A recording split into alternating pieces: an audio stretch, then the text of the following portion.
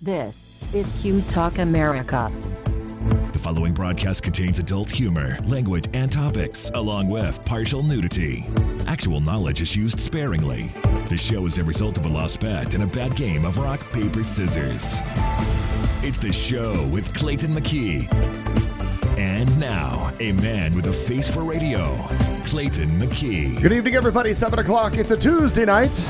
You are in Studio C with all of us. It's Katie, Marnie, Al.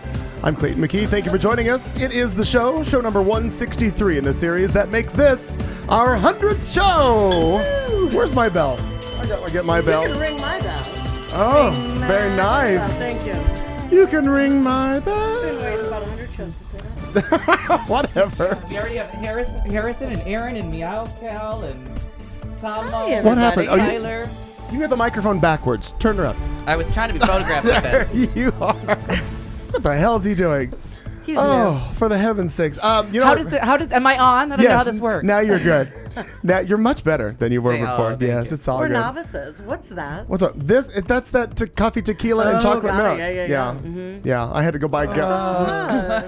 I don't What's remember. happening now? Well, I was like, that does not look at all like what Clayton drinks. I don't remember what show that was brought to us, but it was a re-gifted bottle that Joe gave us from somewhere else, and I just don't remember how early in the series. I think that was when we hit the... Was it the downloads? Our downloads? Yeah, that's what it was. Got it. Big downloads. Which, by the way, I'll be getting updated information on those downloads coming shortly from that web service. Anywho, welcome to it. We are in studio, like I said. My roommate is apparently going to join us at some point because he has nothing else to do. And really, that's what we need. People who have nothing else to do to join us. That's how you found out. Welcome, those of you with nothing to do, we salute you. I will let you all know that a little bit later in the show, in fact, we're going to do it the first half of hour 3. I have harvested three audio clips from past shows that were notable as just funny as shit for us. So we will be playing those, the little flashbacks to 2012. We have one from... here's my notes as current as today. June of 20... He puts the iPad aside to get to the 1800s. Lauren goes wilder. As it should Paper, be. right. Yeah, as it should be. Yes, my Judy Jetson pad of the future. Pad of the future. You're going back to June of 12, and then also October of 13, and then November of 12. Three audio clips that were just quite funny that we pulled up today. I know Katie's upset because I couldn't find the one of hers, but she actually is really happy that I didn't find that. She'd super prefer happy. that really never be broadcast I wish you would let again. me know. I would have hunted. No. That's awesome. It's all well And and good. I think it was part of a thoughtful vulgarity question about like... Well, because it was the end of the night. So that's where like the extra intoxication came from. Like it was like a few hours of boozing. Yeah. The problem with finding it is that's back when we used to split it because originally, long-time listeners of this show know it used to be just a 2-hour show. Then we decided to do the 3-hour, but it had to be packaged in 2 separate, 2 hours and a 1 hour. Then we just like, fuck it. Well, then I just took over the entire network and I said, we're going to run them all together. No, we got time for that. Fuck, we ain't got time for that. It is all us all the time. And now if you'll notice, for those of you who occasionally do drop in and just listen to Q Talk, all shows now that are airing are all our older shows. So it's literally us 24/7. One after the other. 300 hours. What is that in days? That's like 12. Too long. 12 days of just my voice. Drone God and damn. Funny thing is, and not really surprising, as I was going through audio clips today, I would like jump through, and every time I jump through, I hit your voice. In every damn So many show. people say that. Has anyone else noticed that crime is up? Having to hear his voice all the time. Oh, is that why? I think that's what it is. Yeah. People get out of doors They've more. done studies. Also, can you people hurry the fuck up? We need to stick to a chart. Oh, good. Yeah, I've stopped handing those to you people. We have because hour 2. plus, I like it. those I are- liked the chart. Oh, well, my God. we've strayed so woefully from the charts that we don't. Yes. There was one night of drinking to make that pie chart happen that we really thought we had landed a man on the moon. Well, there's one show that's called something vodka and pie charts or something, and I'm sure that's part of it. I'm not 100% sure, but I'm I think guessing. we blew the pie chart off by about halfway through the first piece of pie. Yeah. Yes, indeed. Well, as we all sit here, Katie. Yeah. I know that I've seen you recently because you just cleared a huge hurdle this week for getting the HRC Gala out of our hair for this year. Out of our hair. Though and thank you. You're high five, girl. Yay. You're fabulous as always. Congratulations. Thanks. I heard nothing but good things. It went very well. It's amazing that I came to the point that the gala was complete and I breathed this really great sigh of relief. And Kelly said, your energy's changed around the house and you're just in like a better mood. You're not a bitch anymore. I'm not like a bitch that's on wheels. where we were going with that. Right. Yeah, she's not a total bitch. Yes. Yeah. And it's so weird because in looking back, now it's completed and it's done. And in looking back, I really said, what was wrong with me? Like, why was I so psychotic about and stressed out and crazed? Well, you have a national event coming to town that you have to raise money for. There's a little stress put on that. But it feels so good to have it behind us. And we had, Nate and I really had so much fun. Oh, that's good. That's the important part. Yeah, we had such a good time. And it looked well. I don't know what was going on in all of the background because obviously I wasn't part of it, but it looked perfect. Everything went off without a hitch. It all worked well. It really went pretty flawless. Watching people listen or read teleprompters for the first time was very funny because it was the first year that they'd actually used prompters. So people who were giving speeches, have to do that thing like Obama does all the time where you look here, then you look there, then you look here. Do they have the two teleprompters or the one? No, the two. The two. It was amazing. And when they said, okay, Katie, we're going to get you up on stage. We want to get you tested with the teleprompter. During the day, I said, okay, where's the teleprompter? Because I'm thinking it's like the news teleprompter. Right, no. And I'm like, where is it? And they're like, they're right there. I'm like, the bullet face shields? And they're like, what? I'm like, aren't those bulletproof face shields? They're like, because only the president. Because gunmen are only going to come from the sides. Everyone was teasing me because I'm like, or someone goes, those things Obama uses? And I'm like, yeah, those are bulletproof face shields. No, and they're like, not. oh my God. I just can't imagine why I thought that was like legitimate He's seen so many Kennedy documentaries. He got specific headshots. I thought the same thing for a very long time. I had no idea what they were. No problem, they are so fun to use. It now is going to come to my writer. So I'm hosting with Barbara Seville the Echo Reader's Choice Awards, and I've already put out an email that this is just part of my writer now. You need to get me a teleprompter, bitch, because that's how I work. Yeah, I agree. So fun. So many things are helped by that because people are getting out there. You're not looking down at notes, and you look like you're engaged with the audience, but you're not. And you're not? I saw pictures of myself, and I know full well I was reading, but it looks like I'm like talking to people. Right. It was amazing. And they can't see it unless they're literally sitting under your nose looking up at that screen. They have no they don't see the screen. You don't see it at all. It's totally clear. No. So anyway, it was just really fun. It was so fun, and I'm so glad it's behind us. Yes. So woo. Well yes. done. Very good. I'm glad it's behind us too, even though my part is so minimal compared to what you work a year or more on that. It is. We'll start again. We've already started venue searching for 2015, and Jesus. so it starts again, and it's really like slow going. It's very small pieces until we'll do a strategy meeting in probably June.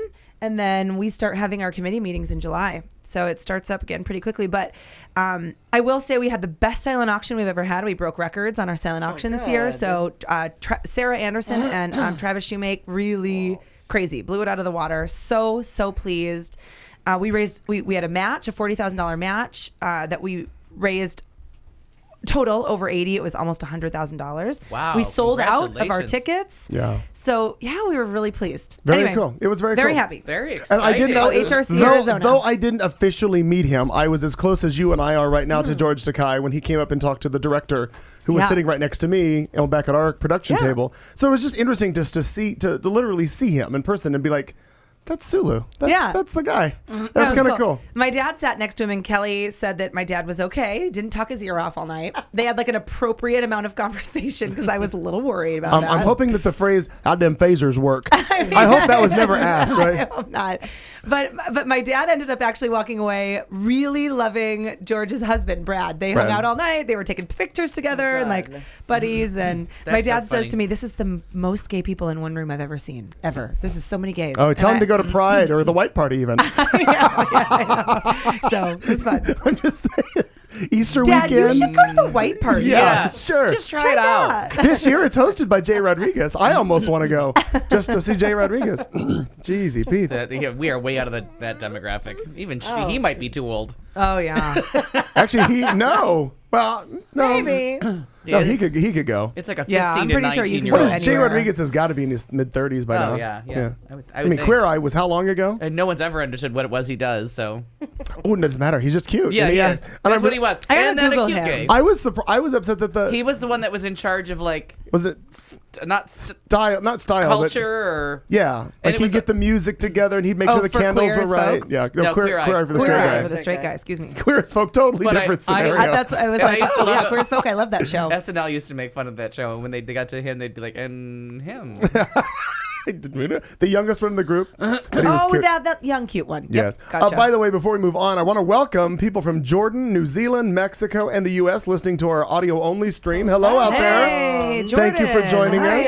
And Western South America is on tsunami watch. They had a Oh, giant earthquake just before. Just a little while that's ago. so Just a scary. little while ago, yeah, off the coast. So Very scary. Yeah, big time. Crazy. Thoughts with them? Yes. Ryer. Yes. What up, girl? Not a bunch. Not a bunch? Not a bunch. Okay. Not a bunch. Had a good week. Had a Good? week. Yeah, just kind of just did you a lot say of not work a stuff. good week or had a good Had a week? good week. Had a okay. good week. Yeah, had a good week. Just a lot of work stuff. A lot of work, and that's really all. Just kind of running in circles. So Okay. nothing. I don't think. Oh yeah, it was Aaron's birthday. Oh, yeah, that's Oh, a big yeah. one. Kind Oh, of. that's right. Oh, happy birthday! How was Happy birthday. How was the movie in the park? It was really good. Very it was good. really good. Yeah, we everyone kind of loses their manners when you with the park kind of situation with the Wizard of Oz. Yeah, because that's a small piece of real estate for a big movie. Right. So a lot of thought people that were too. coming up, and then like people are. I'm like, you're sitting on my feet. Oh, Can wow. you- It was that crowded? Yeah, it was really crowded. Well, you're basically on a postage stamp, but Right. most of the time they play like little cult move, like you know what I mean. Like Singing in the Rain is not going to get like Right. everybody and their mother Right. out, but when you say the Wizard of Oz on a bigger screen outdoors on a beautiful night, like you could see where that would appeal to just about Oh, everybody.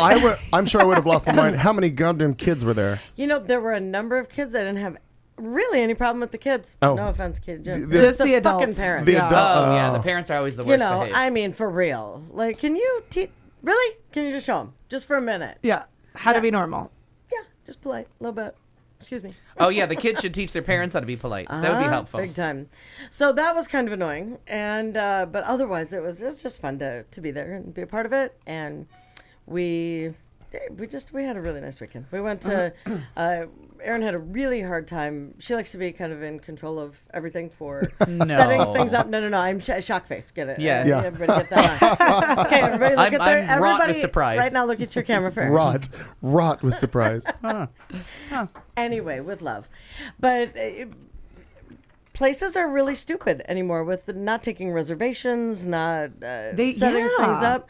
She kept calling different places, and I obviously not to mention names, but calling different places, and they'd say, "You'll have to talk to our event planner."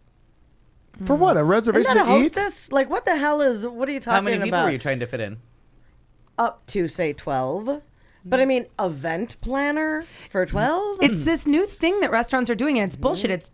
It's making more money. And that's why, because as soon as you get kicked to the event planner, you're no longer just coming for dinner. Right. Now you are like you have to have It's a an event. special menu, and you need a special room, and you have minimums of like, you have to, like a lot of places will say you have to spend a $2,000 or $2,500 minimum when you're doing an event. I'm hoping that was not the case, because It's that would have crazed. Yeah. It's crazy. Wow. Yeah. There was. I mean, Aaron's like, I just really kind of wanted 2 tables out on the patio. I wonder It was if a nice day. Yeah, This just give is- me a reservation. Yeah. Yeah. I wonder if this is developing because after the first of the year, the feds changed everything, and you can no longer do an autograph. Like, when you used to go to places and it was like a parties of 6 or more or Yeah, 10 more. yeah. They Oh, used to yeah, do an autograph.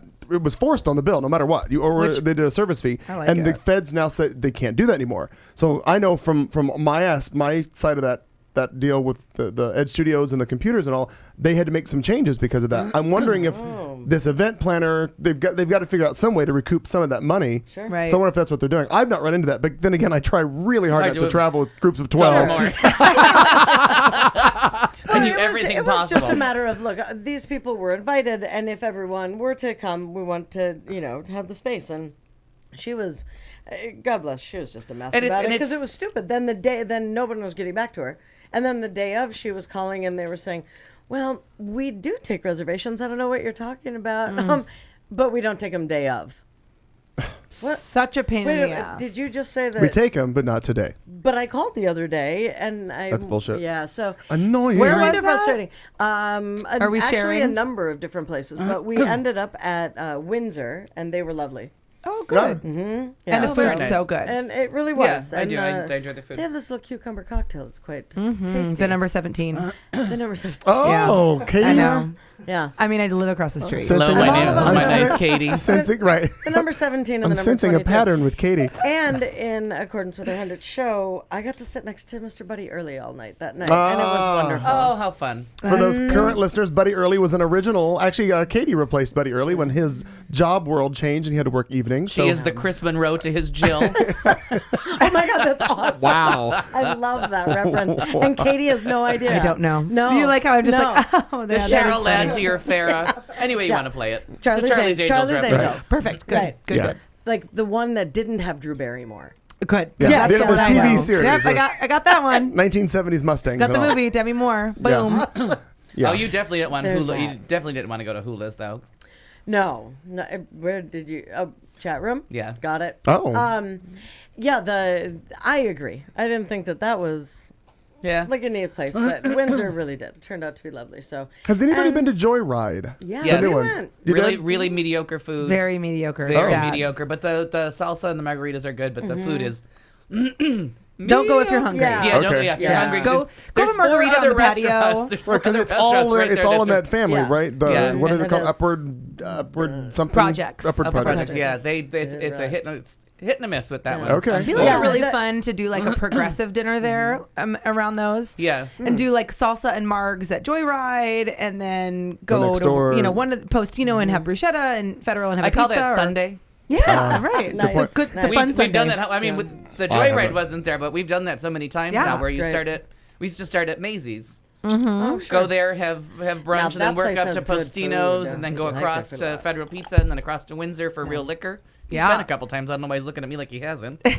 Not to Joyride. No, it wasn't. That was the only part of it. So I Oh, said it's the okay. only part And that then wasn't Windsor, there. Yeah, yeah, no, I've or been- Churn for ice Yeah. cream, which I got last I have, night. and I have needed yet ice to try anything from Churn yet. Oh, But it's so good. Really, we just Oh, had Churn- it yeah, the one Churn is time. very Windsor good. I Really like, and good. Postino's is all good. Yeah, I'm It just by the board. time I've done that much drinking, as Sure. you go around that horn, the Ice thought of cream. ice cream at the end on a hot summer day, I'm like, And no, thank I you. still Yeah. got to ride home. no, I just don't want to throw up the creamy stuff. You know what I Oh. mean? Yeah. Sorry, So, I didn't mean to make it dirty. Okay. Early on, we're already there. There we go. so good stuff. Very nice. Happy birthday to my girl. Happy birthday, Happy Ernie. birthday, Ernie. Now, and I gave her a belated. Is anyone gonna jump on this? Which- Happy birthday to him too. I know. I'm Oh, not we're done. We're done. waiting for you to shut up. Christ on the cross. The I story's was been going on for like 30 minutes. trying to wrap you up. You were fucking talking. Well, God, I noticed that and having to go back before and I listen say to all these yeah, shows. so not only was it Aaron's birthday, Michael's birthday, my mother's birthday, David Butler. There were. It's a crazy. Facebook even exploded with how many people on that day. I didn't realize something was going on 9 months before that. I'm not sure, but Crazy. Oh lots. yeah, what is 9 months prior to Happy this? birthday. Google, So happy Google. birthday, darling. Happy birthday to 24 to Michael to Diane. and to Diane. 24 to Diane. Yes. I'll throw it. I'll help out. absolutely. Sure, mother will appreciate. Hi, Tomo. Hi, Tomo. Hi, Tomo. Some places do that because large groups stay the night at the restaurant and wants to the turn-up Sure. table. I get that, Sure. but tell me you're going to take a reservation. Don't just be a bitch Yes, about it. Well, and it was for 3:00 in the afternoon. I mean, I think that part I did not Yeah. express. So it's not like 6:00 and right at dinner time and all that. But Tomo, I agree with you. Yeah. That wasn't the case for this. It was a couple And hours. it's always that thing of like the danger of people that only have weekends off and it's spring break. It's the end of spring training. Like we're into the full last few weeks of high season When here in people Arizona. can enjoy themselves at Yeah, restaurants. can have the patio and Yes. because opening day is like any second now or it already happened For the which? for the Diamondbacks. Oh, happened yesterday. yesterday Okay. night, wasn't it? Yeah, it's That's all what I was mean. it? Yeah, Okay. so that's this whole weekend downtown was kind of crazy for Oh, I actually thought everybody that coming into town. Gotcha.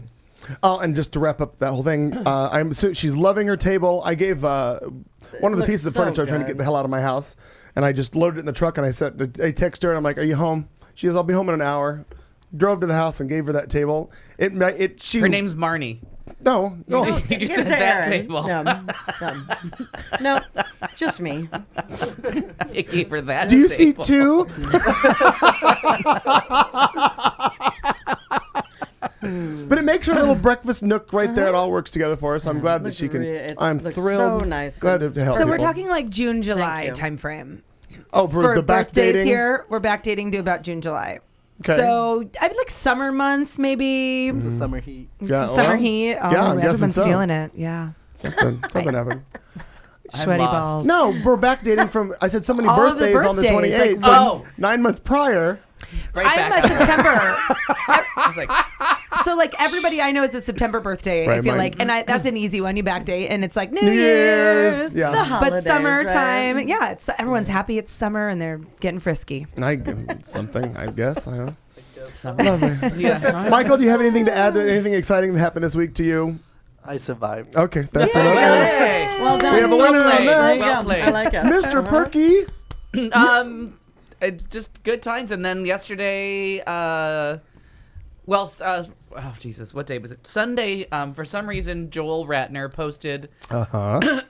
He went through and he found old pictures. And the best part is he didn't like scan the pictures. He just stood in his house, Took a picture of and the took picture. a picture of the picture. So you can see if you look at the pictures, you can see him Yeah. taking the picture in the reflection, which made me laugh. Because I'm like, wow, that's one way to make sure that nobody forgets you're fucking part of it. But it was fun, all photos, and everybody was kind of reminiscing and laughing about like this one set of pictures and remembering the specific, because they're taken over the course of like 35 seconds, because we only changed into those clothes for 2 minutes to do that number. And it really was like everybody screaming, we want to get a picture, we want to get a picture. And all the smokers run up to the back because everybody was hiding and smoking. So like it starts off need to with go look at these again. There's a picture of me, and it's supposed to be a picture of Joel and I standing against a wall, like right as we got dressed. And Tim takes the picture, and just out of nowhere and not planned, Fernelli just walked. He was like the first photobomb ever. Fernelli just walked in that crazy outfit, and he's just walking down Fifth Avenue in Scottsdale in high heels with a daisy bra and a big bouffant, and just walks through. And we didn't realize he was in the picture until it was developed like a week later. Developed. For boys and girls, if you know what that is, that's before we had digital cameras. Right, so that's what I mean. So there was no way to know. Like, he walked through so fast, and it really was like we had seconds to get that picture taken, and then we were screaming. Everybody posed for that picture, crouched down, and you can see the 4 smokers that came in right at the last second. So you know what I mean? Like everybody's like, "Rah!" And Mike threw himself against a wall again and has like this funny pose I love it. because he's hiding a cigarette, and then Ta-da! yeah. But The see, photo of from the hour. Kevin, Rob, Dave, it's 5 of them. Joel and Fernelli all ran in from having their cigarette, and Kevin still has the cigarette. In his hand, right? But it was supposed to be a picture of like 6 of us, and then we spotted them. But those pictures are taken within seconds of each other. Like there's no planning, and then they got developed, and like they're so much fun. That is a really great photo. So Yeah. in the course of the thing, everybody's talking, and we decided to have a little reunion yesterday for happy hour at BS West, and we went in and So fun. I did see you were there. And it was just nice catching up with Mike Fernelli, and it was Jason, and then a lot of the customers from my Monday happy hours. They're still. I saw, was it Marina Del Rey was there?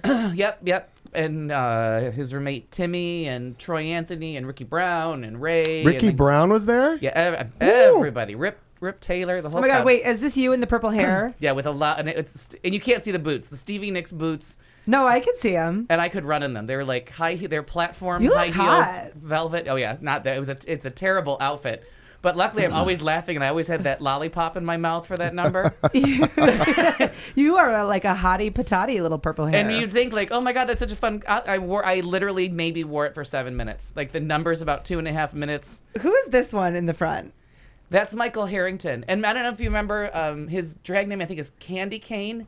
I don't know if I was talking about a Oh my movie called God. The Trip. Yeah. Lives in LA Last now. week, the opening shot of the movie is actually him. He was an extra Cotton in the party candy? scene. Cotton candy? No, Candy Cane. Was it candy cane? Okay. Oh, that's cool. And who's this one? Carlton. Okay. Jason that's- No, Carlton. that's not It Carlton. looks like Jason Carlton. It's not. His name's Terry. He lives in San Diego. That's not Carlton? No, That's Smile? Carlton was still a customer. He was here this night, but not. Oh, But that looks- totally in the looked. show. That's it who I looks thought. just Yeah. like him. That's why I asked. That's why I tagged him. There's another. Oh, do you tagged him? I tagged Carlton. Oh, it's not him. Well, he needs to untag himself. Yeah, I didn't know I he guess would I tag could- him. I guess I So could do it it. was a fun day of just catching up with like people that I knew from work and Way friends back. and Lovely. Yeah, just and it did all based on Joel posting a picture on That's the best. Sunday caused a forced reunion. And how about you? What have you been up to? Hello to Japan, who's just joined us. Hello, whoever is listening in Hi, Japan. Japan. Join us in the chat room and let us know what is up over there. And RJ, I'm not sure who RJ is. RJ? Yeah. I don't have an RJ on my I'm- screen. There was. Yeah, he's down a little bit. Oh, don't know who that is either. I'm assuming it's see it. not Robert Wagner. But No, probably not. Just a guess. Well, this week is going to be. It has been busy as. For those of you not in the Phoenix area, our Gay Pride is this weekend. So Saturday, Sunday, the party in the park, as it is called. So we're all in preparation for that. We're also performing the number that we did for Barbara Seville when she won the Miss Gay Pride Phoenix. yeah. We're doing that on the main stage. and I'm so excited to find out that they reset Pride again. Oh, thank God. Concert stage and not that low That little was stage. so weird. Yeah, so they're going back to full concert stage for the main stage. I'm happy to hear that. So I have to go on Thursday to set up equipment there because they have a VIP bar tent. They did it last year and this year it was really successful. So we're setting up terminals within it to run for Pride. So we have that to do. I'm hosting Splash Bash on Friday, which is so funny to me that they asked me to do that because you were talking about demographics like for the white party and being not there. I have nothing to do with any of those kids. Like, really. Yeah. I'm like, they have some DJ. It'll be fun. I'm not saying it won't be. Yeah. It's just a 45-year-old guy is not who these 22-year-olds are really wanting to party with. And where is the Splash Bash this year? I think it's at the same place off of 2nd and Osborne. I forget what that's called. That hotel's called. Not the Clarendon. No. It's like the other way. Weston? There's It's a like hu- behind the Staples. There's like the Walgreen on Central and Osborne, and then the Staples, and then like an adult Oh. bookstore, and then a hotel behind that. It's actually a pretty cool pool. It used to be one hotel, and they split it, and the front half became a Holiday Inn Express, and the rest of it is, I forget what the hell it's called. It's like a Oh. Radisson, maybe? Phoenix Place Hotel? Phoenix Place. Is that it? Yeah. Oh, I didn't know they had split it. Yeah, And several the- years back, actually. The pool's, it's fun. It's Yeah, like it is a fun. It's a cool pool. It is fun. Because I know they did it the one year at the Clarendon, and it was such a good time because Yeah. you had the pool and the roof God, to that run was back. And so fun. That was a tragedy, a human sure. tragedy, but it was Sure. a lot of fun. It's actually why it's not hosted there anymore. Mr. Bethel decided That no. human tragedy. Yeah. Yeah, happens. Yeah. So anyway, just been a busy week, and all is good. And well, here we are. What happened, Marnie? Nothing. Oh, so okay. So I was going to throw up a minute. I thought you were going to say headlines, and I was going to be like, no, we should probably talk about something else for a minute. no, well, I was getting ready to go right into that segment. thought Are you you? were Are you? Can you or do you? In a minute. Well, Second, 30 seconds. Not maybe 4 to 30 seconds. What? That's not code for something, is it? Everything that I had is on my printer. Oh, So I'm just making sure that I have it so that it's just popping up. I That's all. see. You have time to run home and come back. It's a 3-hour show. Yeah, there you go. Just So guess. I am almost there. You'll let me know when you are. I'm like in seconds. 'Cause that'd be good to know. Because I'm going, just seconds. Okay, it's still good to know when you're ready. Yeah. Yeah. I know, These things not- planned. Well, you know, they still haven't found I'm the good. plane. Yes, and wouldn't today have been a horrible day to have found it? Yeah. Kidding. Psych. What? Oh, yeah, that would be funny. Okay, did anybody else see the thing where Sarah Palin said, Come on, I did not. swear to God, and I this has to be on a satirical site. I'm not sure, but it said that she believes that the plane just flew directly to heaven. Oh my God. They were flying hope so that's a joke. high. But you know what? Here's the thing. That's probably not on a satirical. Because she said that we It's don't so know how hard heaven. to tell. She said that it was flying so high. We don't know how heaven works. Maybe they just flew right in. Because once you get to heaven, I you don't hope come that. back. I swear to God, We I hope could that's a joke. actually do a segment on stupid shit or stupid shit she said. You know what I mean? Like Florida? Oh my God. Florida or Sarah Palin. Palin. Right. Exactly. Because come on. That's a good segment. Yeah. We should start doing that. Florida or Sarah Palin? Yeah, And I we can- could there's- do like Bachman, Palin, Florida. Oh my, Yes. something because that's ridiculous. And She's you know, stupid. I think Bill Maher stole it from us. I don't think I stole it from him, but Bill Maher is always he's like, and guess where this story comes out of? Oh, Florida! So it's not just me that thinks that is the penis of the nation and not in the good way. No, so we have to change it from this to Sarah Palin or Florida. Yeah, this is. I don't hear anyone talking about God as a possibility. I mean, I wonder if they accidentally flew too high and got stuck in heaven. I'm for no the love of expert on fuck. international aviation. You think? Yeah. Or anything else. But I do know that God is up there looking down on us. What the fuck? With a 777 sitting there. Oh, that's just when I gotta re- Snopes but, it and but, see but if what this is that real or is that? I'm gonna find it. Because it would be because at one point in the story she goes, we don't know how heaven works. Yep, says that. It's a check valve. You get in, like roaches check in, they don't check out. It's like it is the Roach Motel. God, what a bunch of shit. Yeah, she's a piece of work. Marnie, can we do it? I feel Moderately confident. Yeah, kind of. Well, let's we're there. let's all pray, shall we? We shall. Here's a look at some headline stories, mostly real. Coming to you live from Studio C on this Tuesday night. Oh, so much to do yet on our 100th show.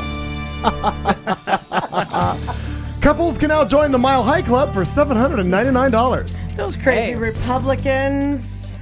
Woman punched amid McDonald's road rage.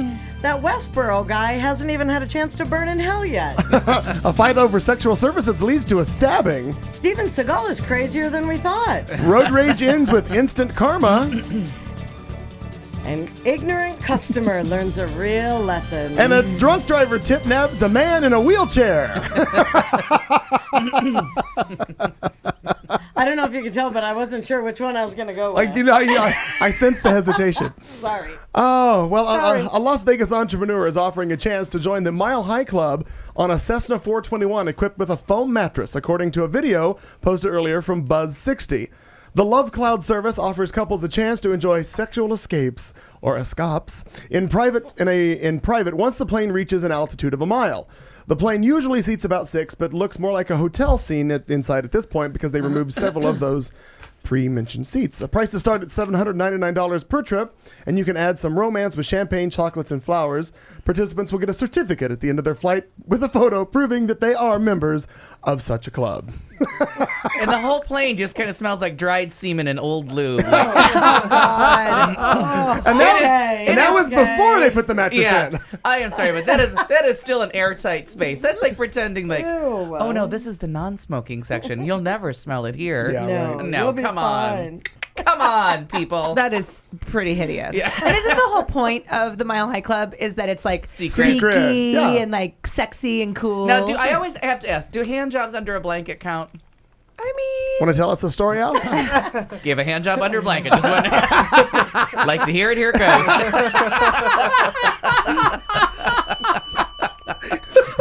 It's a two-parter. Yeah. It's not my longest story. Was it one-handed?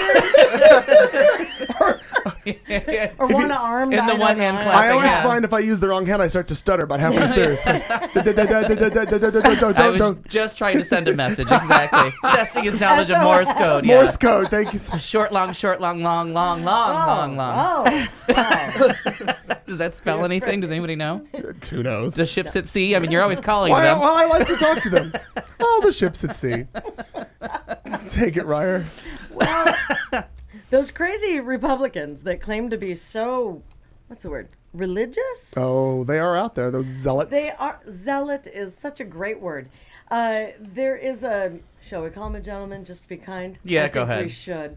I like name calling. His name is Jake Rush, and you're going to be shocked, but this comes out of Gainesville, Florida. Oh, Florida. I won't even hear of it. I can't believe it myself. I can't believe it's not butter. And that might be in the story. We're Yeah. not We'll sure, see. actually.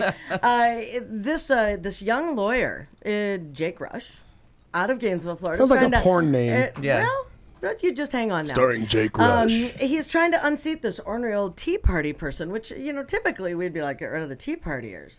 But I don't know. You know Carlo. Do you remember Carlos Danger? Yes. Yes, Carlos Danger? Yeah, well, this guy's Chaz Darling. And sorry, Harrison, because when I read it, I burst out laughing. But No relation. No relation. No relation. At all. Chaz Darling is Jake Rush. And he is a dark, and I feel like I'm going to pronounce this wrong, vampiric. That's how I would say it.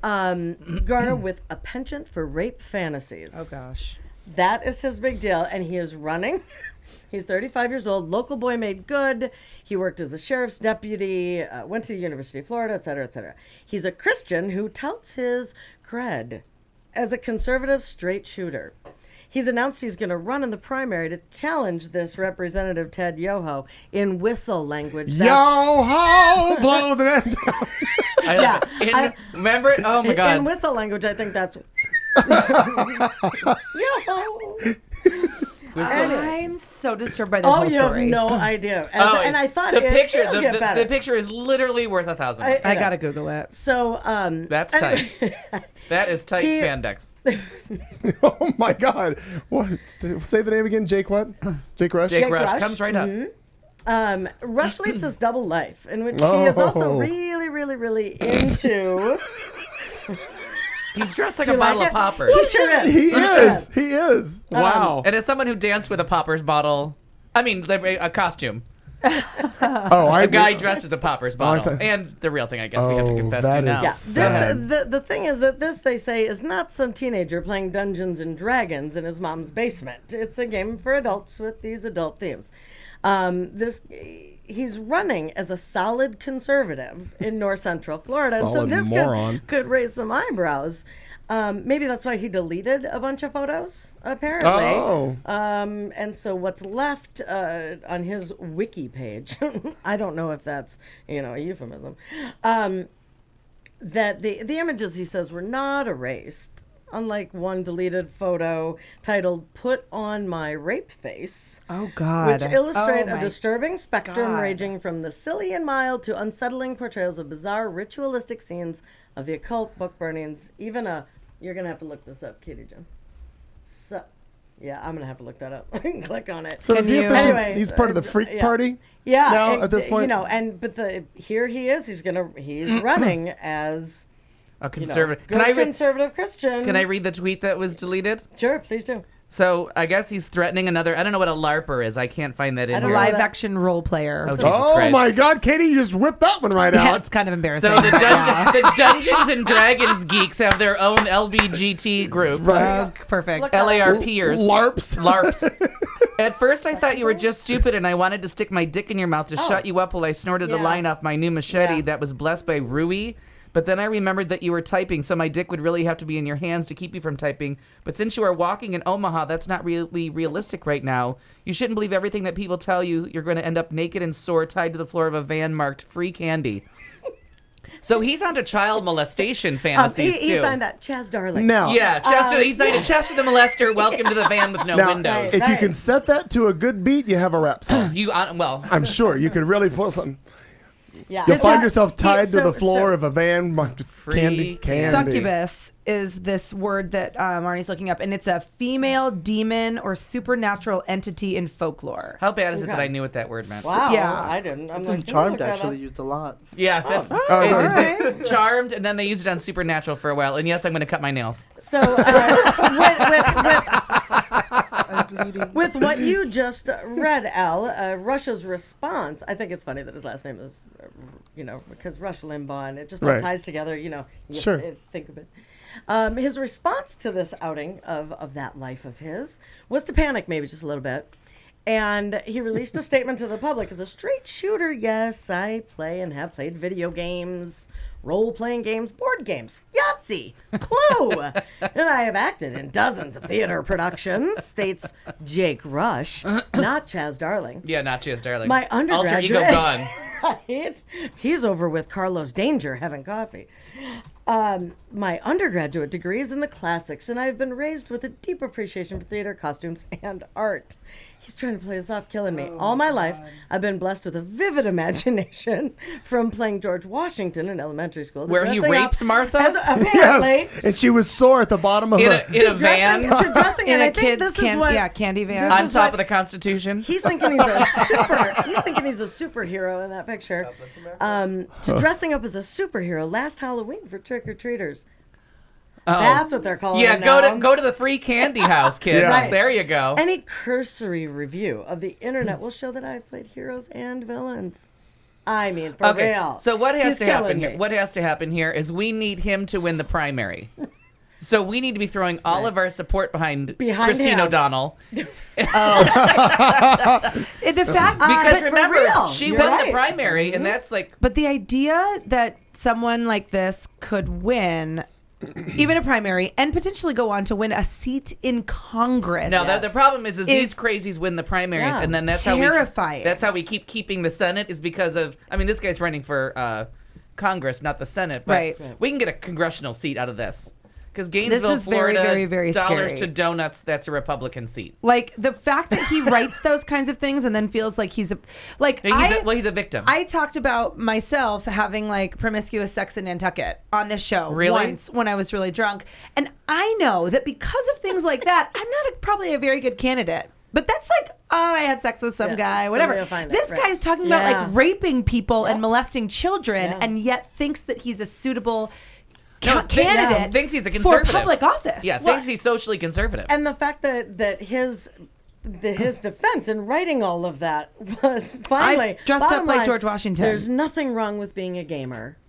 Oh nothing. My gosh. It's kind of nerdy, but North Central Florida deserves a legitimate debate on the issues instead of Ted. Usual sideshow distractions. But if you're playing, this isn't a sideshow distraction. Exactly. If you're playing Chutes and Ladders in the back of a windowless van that says free candy, things, nah. All I'm telling you is if he has a fat wife, she's singing. That's all. The end. Gosh. And you know what the worst part is like I posted something earlier today because I just found some quote actually from Kurt Cobain that had said cool. essentially it was like, you know, the that. problem with talking about rape and rape culture is that we're never going to get anywhere because we're teaching women how to protect themselves from rape when we need to be teaching men not to rape women. Yes. This is not okay. The message is going the wrong way. Yeah, here it is. Like this is it. Like this is this guy going, rape is awesome. It's a fantasy and it's amazing. And if a lady puts her body out, I'm gonna fucking take it because like it's okay and it's a fantasy. And now I'm gonna run for. I want to like. I'm gonna run for the house. Hit my head against the wall. As a conservative, as a Tea Party conservative. God. Well, there's no surprises anymore. No. Well, let's stay in the penis of America. In Florida, a man was arrested in Florida after a cell phone video apparently captured him punching a woman at a McDonald's drive-thru in what is being called road rage, according to WTSP News. Police say that Howard Wilson is seen in a video screaming at Brittany Thomas while holding her car door open and then punching her in the face through that open car door. The confrontation was captured on video by Tammy Roman, who was also in that same drive-thru. Police say Wilson became upset when Thomas's vehicle pulled ahead of him in the double-lane drive-thru, which it's justification to get out and beat the hell out of somebody, as far as I'm concerned. Video helped police locate him at his home, as the video not only recorded him punching the girl, but also the license plate of his truck, where he was arrested, by the way, on a charge of simple battery. He's like 78, like an older guy. I think I put that on our Facebook page too. But literally, there's somebody in drive-thru and she holds her phone up and just the guy is standing outside the car door, just opens her door and then just hits her. Dumbass. Who the hell is it? Just whatever. Just stupid people. Yes, I think that's the hard part with looking for headlines because you're looking for funny things and you're looking for different things. And this kind of stuff I look at, and to me, it's a goddamn travesty, what I just read. But it's also kind of funny because, come on. Yeah. Right? But anymore, like you said, how did this come in a suitcase? Oh, I yeah. in that. She like just whooped out the pitcher of juice. Jesus Christ. I feel like the Kool-Aid. The Kool-Aid. Oh my goodness What gracious. is that? It's sangria. Check that bag for the plane. Check it right now. Yes. Yeah. What else you got in there? It's in there. Anyway, it's just something we have. Yeah, here, let us move a few things so you can unpack your bag. Go. Okay, good. Thanks. But yeah, everybody is just crazy. And you can't, you're looking for things and you're like, okay, that's funny, but that's not funny. I'm not even. It's real. And what's funny is when I look at headline stories, I just look for stories. They just a lot of them happen to come from Florida. Just ridiculous. I am not searching for Florida only stories. Oh, absolutely. When you look up, you go, really? Really, you dumbass. Well, Steven Seagal, he has kind of gotten on the crazy bandwagon over the last Another couple conservative. And wants to of run decades. for governor of Arizona. Awesome. Yes. But now he might be looking past that. I don't know that he wants to stay in Arizona. Well, in America. He actually is really kind of in love with Putin. I don't know if you guys have heard this. In love affair. Pooty pooty poot. Pooty poot. For the love of Putin. He wants and might become Totes poots. Totes a poots. Toads boots. He might become a Russian citizen. Oh. Yeah, because How soon? Can I drive him? Can Is there we any help? way? Can I Is lock the there door a way? behind you? Maybe there's a Malaysian plane. Yeah, exactly. That we can get you on. Flying right over. I know some open ocean Straight that's up got to a heaven. lot of free space. Well, if You might find that plane. I mean, if it went northern, you might find that. well, he is not a fan of Obama. No. I don't know if you guys Sure. knew that. So I'm not sure if like he and Ted Nugent are in cahoots. I'm not sure. I if that, kind of but hope so. I mean, I'm hoping I that can kind of see it. Ted jumps Nugent's on the still not bandwagon. dead. Still not dead. Liar. I know. I think though that like maybe Nugent's out there playing, and then Steven Seagal goes out and acts it out. It's like theater. Like he gets all wah. Interpretive douche. Exactly. I enjoy that. Tune in while I that's interpretive exactly- douche it's- the rest of the evening. Putting the two of them together. He considers Putin like a brother. Like a brother. I can see how one would do that because he's a neat guy, real warm. But he's not real famous here anymore. I don't know if you guys have caught that. Steven Seagal? Yeah. Yeah, not a real box office, Not a draw. kind of draw. Nope. But apparently he's a big deal over in Russia. Putin? No. Oh. Seagal. They say that he's kind of a big deal too, but yeah, no, it's Seagal, Steven Seagal. He's very famous there. And he teaches people, I guess Putin is very into the martial arts and this and that. So Anything shirtless. Well, I'm intrigued because they are working together to do a martial arts, helping Putin promote what's been described as a Soviet-style fitness initiative in Russia called Ready for Labor and Defense. So I'm trying to picture, are they going to get leg warmers Yeah. like Jane Fonda, circa 82? I don't know. But And I thought, That are sounds you like a kidding? really fun initiative. Like Michelle Obama's is like get out and move, and theirs is like gear up for labor and defense. Yeah. Like, it's so Soviet-style fun. work camp workout. Well, at least he's done pretending Lift this to brick be... and carry it across the yard least- 500 times. Yes. Hopefully that Day in, means he's day done out. pretending to Now stretch. campaign for Arizona governor. Evening wear. Evening wear. War wear.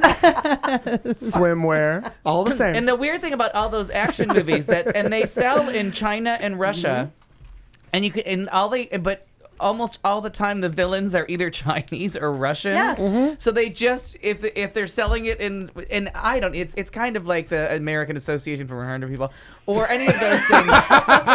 Like It's probably not a but you just don't know what to call them because they're the Soviet Union's gone. right. But are they really By the way, Ruskies? you just made that AARP. Yeah. I just thought it, and it's not. It's ARC. Oh yeah, whatever. Yeah, I'm just saying. But I'm just saying, like, you know what I the mean? same. Like how you got to keep changing the title. Like they need a better PR person because like it's not Soviet style because the Soviets are gone now. They're Right. back. Sure. But the Soviets were always offended when you called them Russia because they got rid of the Russians many years ago. Yeah, but isn't so that now like they're this whole- Russians again? And you're like, oh come on, Pick like, one. Just Yeah. put, Yeah, put, but put it's a the whole sign in front of the door that tells you political who are we talking to? Like It's the whole political now they're the correctness kind Russian. of thing. Do you know what Well, they're no, but they're different. It's like calling. No, I know, but I'm just saying, like, Iranian or Persian. Like there's a difference. right? Oh, there is a difference. I don't know trust, any of them, learned that- so I just say learned Middle that Eastern. teaching. Yeah. Well, That's it. there Paint you with go. a big Now- brush. Just call him Asian. No one I know I can't remember. Yeah, because they don't mind at all. when you do Oriental. that. They're all Eurasian. Yeah, that's a rug, dear. Yes. Absolutely. So It's very needless to say, confusing. God love him, and hopefully he leaves. All right. Oh, well, that's fine with me. I don't really care. Well, a week Till ago. he's our governor. Yeah. Till he's the exactly. governor. He'll never make it. He'll never make it. Oh, really? Oh, I want a ponytail really? in office, though. Oh, my Come grandfather on. did. Come on. After January? Yeah. I've watched every single movie of his because of my grandfather. Yeah, he loves him. He's like a diehard fan. That's Bruce Willis. I have a picture of him in my house because my mother thinks that he was just so handsome. I think he looks like a cat. I think he looks like a cross-eyed fucking cat is what he looks like. Well, your mom doesn't have the best eyesight. There No, she doesn't. There was a She week doesn't. Go on. where he looked good and I was kind of horny that, there was a good solid week where I There were probably would've let several him- weeks where you were horny. I mean, come on. But I mean, horny for that. Oh, okay, got it. I'm narrowing the field. He's just greasy. And He's added just to the greasy. feed. Exactly. I also think that he went to the what's the name of the gentleman? Not John Travolta, because that's pathetic, but the same kind of hair care. Well, it's Nicolas Cage, John Travolta. I'm thinking like Bella Lugosi. Am I thinking right? Yeah, With, I'll give you Bella Lugosi. Yeah. But he looks. To block? It's clearly. I'll take Bella Lugosi for the job. But it really is the John Travolta school of. Yeah. That's not really her hair. that Sorry. like horrible and you hairline. can like, if you look closer, you can see how bad. I mean, for real. I know you can see where they did the. We're gonna draw Remember here. Oh, you know what these are? They're bad. I mean, Reminiscent really, of. Do you look at remember that. when Denny's had the latchwork artistry, where they would have Remember Latchwork? Yes. How you get what's I know, what's I'm the like, where are we connection? going Because with that's that? what they're hit when they get the plugs. That's what it looks like. Latchwork. Like I want them to do little like That's funny. scenes of And pastures and cows on their head. It's so Remember in black. Denny's? That was like Denny's like It's objet just de weird. art. You're talking the It's like he took 70s, 80s. Yeah. with Shoe that. polish. It's very. like It shoe really polish is, and just looks- comb that And shit there's out. Yeah. there's no way his hair is naturally that dark. No, it's fucking half, way. No, it's it's half so yard, weird. The half fact paint. that he was married to Kelly LeBrock. Do you remember what I'm talking Yeah, about? totally. That's that same week that I liked him. Probably. But she was just she weird. Isn't Kelly LeBrock a lesbian? You Not gotta that I'm hope. No, aware you're of. thinking of what's her face from Top Gun. Not Top that I'm Gun. aware. Who's Kelly that? McGillis. Aha. Oh. She's a But- lesbian? Oh. Yeah. A lot Well, of that Kelly. makes total sense When to you're me. that big, what else are you gonna be? Well, she is rather B. Arthur. she's ominous. she's larger than almost 5 states. Jesus Christ. Wow. But she's like 7'2". Oh, Weird all right. Science is Kelly LeBrock. Weird Science. Oh, she's yeah. And Mannequin? Uh-huh. That I thought she mannequin is was- Kim Cattrall. God, you are good with your name. From- Really? Yeah, from Sex and the City. I thought that she was he's Okay, right. wow. But I thought she was in that Kelly as well. That's 30 some odd years ago. No, but so anyways, one of the best drinking games in the world is when you play the game during Top Gun and it's also fun with when what's the one where Tom Cruise races cars? Speed Racer? Days of Thunder. Days of Days Thunder. of Thunder, because The fact that I mean know that makes me want to throw first up. off, Nicole Kidman's only slightly taller than him, but Kelly McGillis is like 19 feet tall. Slightly taller than Tom Cruise? Yeah, She he's towered about, over She's him, I 5'10". thought. she's like who is? Yeah, she's 5'2". But Cruz. Tom Cruise? Gillis. Kelly McGillis? Jesus Mahatma Christ. Gandhi. Nicole Nicole Kidman Kidman? is really about 5'8", 5'9", and Tom Cruise okay. is about 5'6", 5'7", so it's not a big difference. Okay. But Kelly McGillis, if you watch either one of those movies, and when you have to drink when they change heights, because in the close-up shots, amazingly, and there's this, it's one of the best things ever. There's a scene where they walk in Top Gun. It's a terrible movie, so you need to be drunk because it's god awful. It really is But pretty when bad. they walk, there's a scene where they're walking, and as they're walking, because they show their feet, he's clearly a foot shorter. Yeah. And then in close-ups, all of a sudden he jumps up, and they're the same height, if not a little bit taller. Yeah. And then it goes back to the long shot, and she's clearly a foot taller. And then it goes back again, and she's just slightly taller, but you can tell they keep changing shoes, or sometimes boxes. he's on a box, Right. or she's walking in a rut. Trench, right. How weird though to like be the leading man actor and Be a they're like, runt. we're gonna have you climb on this box, sir, for the next scene. Danny- Go and step up on this milk crate. Right. Danny Like, climb this DeVito, ladder. could you please go and And stand now, over you got to by remember that Kelly Top Gun, McGillis? he was almost a movie star. Like he Oh, was yeah. almost An up-and-comer. big enough to have casting whippersnapper. credible casting choices, but clearly did not. So you know that the minute they sat him down in that room and Kelly McGillis walked in, he was like, "What the fuck." And then they cast her opposite Jodie Foster in The Accused, and That's she's right. clearly 9 Yeah. feet taller. That's So they're never really even in the true. same shot. If Jodie Foster's Yeah. talking to her, you're looking at like tits to belly button on Kelly McGillis. And apparently Kelly McGillis was kind of okay with it. Yeah, and she, yeah. You're looking Well, they're maybe both both lesbians, okay. yeah. nips to No, button. but But there is this scene where Kelly McGillis has to address it, and she says to someone, "Wait till you see her. She's teeny tiny." Okay. Because Jodie Foster is maybe 5 feet tall. Like, Oh, I didn't know that. She's very, Okay. very diminutive or whatever the word is. But that's one of the best drinking games. Just watch that scene where they walk That's in funny. Top Gun and then get a drink ready, and you'll be trashed by the time they make the end. I like it. Well, it's only, 90-minute movie? Hell, we can do it in 3 hours here. It feels like 17 hours. There's that. Well, a week ago, Jodie is 5'3"? on Tuesday, WPBF 25 News reported that a man showed up at the Delray Beach, Florida Police Department bleeding from several stab wounds. But Thursday morning, the same news channel confirmed that a 78-year-old victim was actually the instigator of the confrontation that led to his injuries. The man asked a prostitute about services that she would offer, and when they couldn't agree on terms, he started swinging an aluminum bat at her. Delray, according to Delray police reports, that's when the woman found a knife in the man's car and stabbed him. She also took off from the car, but when police caught up with her a short time later, they figured out that Erwin Goldberg, the 78-year-old man, had started the fight and then arrested him. Delray police spokesman Nicole Guerrero says, "We don't get this type of case very often."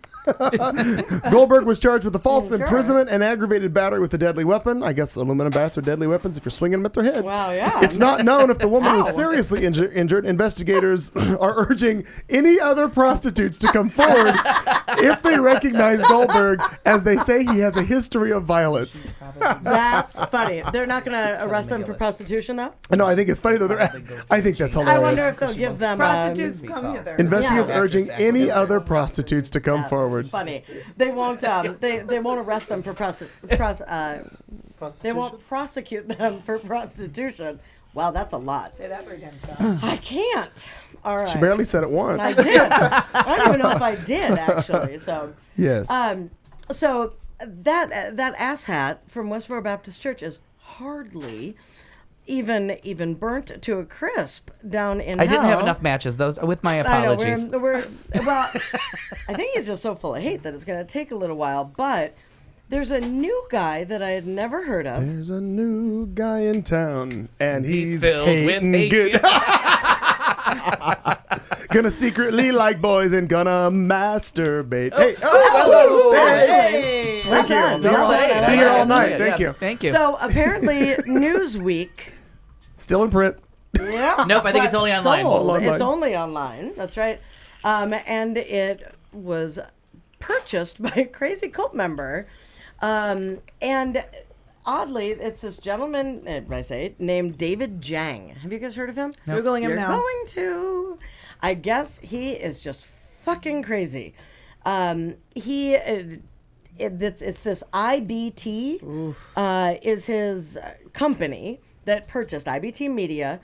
The barely concealed corporate arm of something called the Community, and which is a cult that's like a cross between the Moonies and Scientology.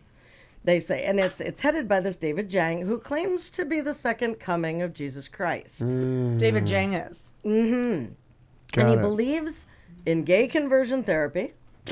He converts vulnerable people and convinces them to attend a bogus school called Olivet University, which is actually a shady and probably illegal labor and visa scam. Oh, it's part of the Soviet workout program. Work in defense. Labor in defense. Please Please carry this brick over there. In conjunction with Steven Seagal. Yeah. And then back here again. And then back here right. again. And then over there again. 500 times. What are you pooting over there? Not Oh. Toads poots. Those boots. Pooty poot.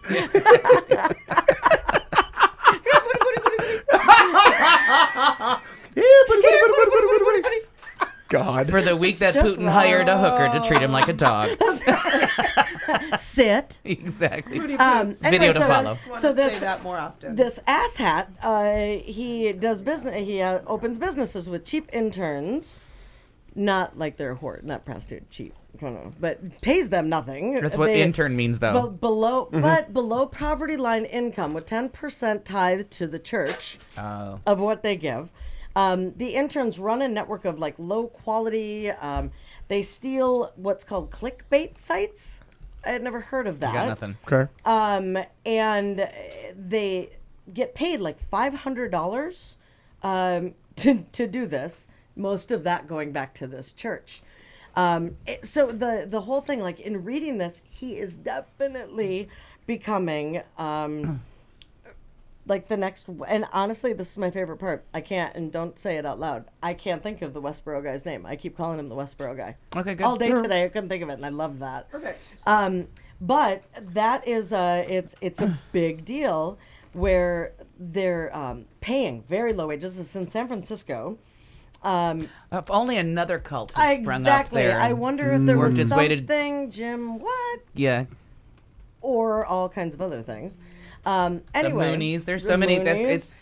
Because people go there to escape and they get caught up. Yeah. And it's if you're watching The Following, like all these cult stories they just ring so true because A friend So that was easy. in a Christian cult in San Francisco, and like she just gave me the whole scoop. Like this crazy rundown. She was like in a weird, and she kind of did the same thing. She's like, I'm gonna just move. I'm kind of lost in my life.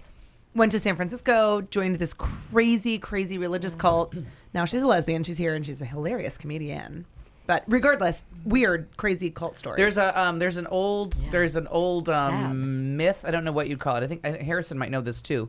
Have heard this story. I don't know what you'd call it, if it's a myth or not. But one of the legends of San Francisco is that the lure of San Francisco is that the lost city of Atlantis. It's that San Francisco is the rising of the lost city of Atlantis, and it just calls to people. So all the old people that are like reincarnations of the souls of the sunken city of Atlantis are drawn there. Okay. So, I mean, it's just a weird thing. And, like, the beacon at the top of the Transamerica building is the beacon that sends out the thing. But there's always been this thing of, like, why are people drawn there? What's the draw? Yeah. And that was one of the things. I think they mentioned it in Tales of the City. If I'm not mistaken, that's one of the places I've heard it repeated. But it's just weird. Yeah.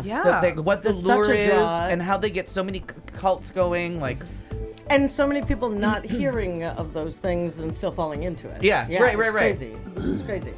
We're I'll sell wrapping your up. flowers in the We're airport. wrapping up hour 1, hours 2 and 3 coming forward. Don't forget at the first half of hour 3, we're going to play some audio clips from days gone by, some of our funny moments that we dug up from the past 2 years of this show. This is our 100th episode of the show. I'm sitting here with Katie June, Marnie Ryer, Al Perkins, and joining us, Michael Mejia, because he had nothing else to do, so he's sitting here. We're coming back. We're coming back with some more headlines. Also, the drinking game is going to start as soon as we come back. So stick around and join us in the chat room. Say hello. Hello. We'll be right back.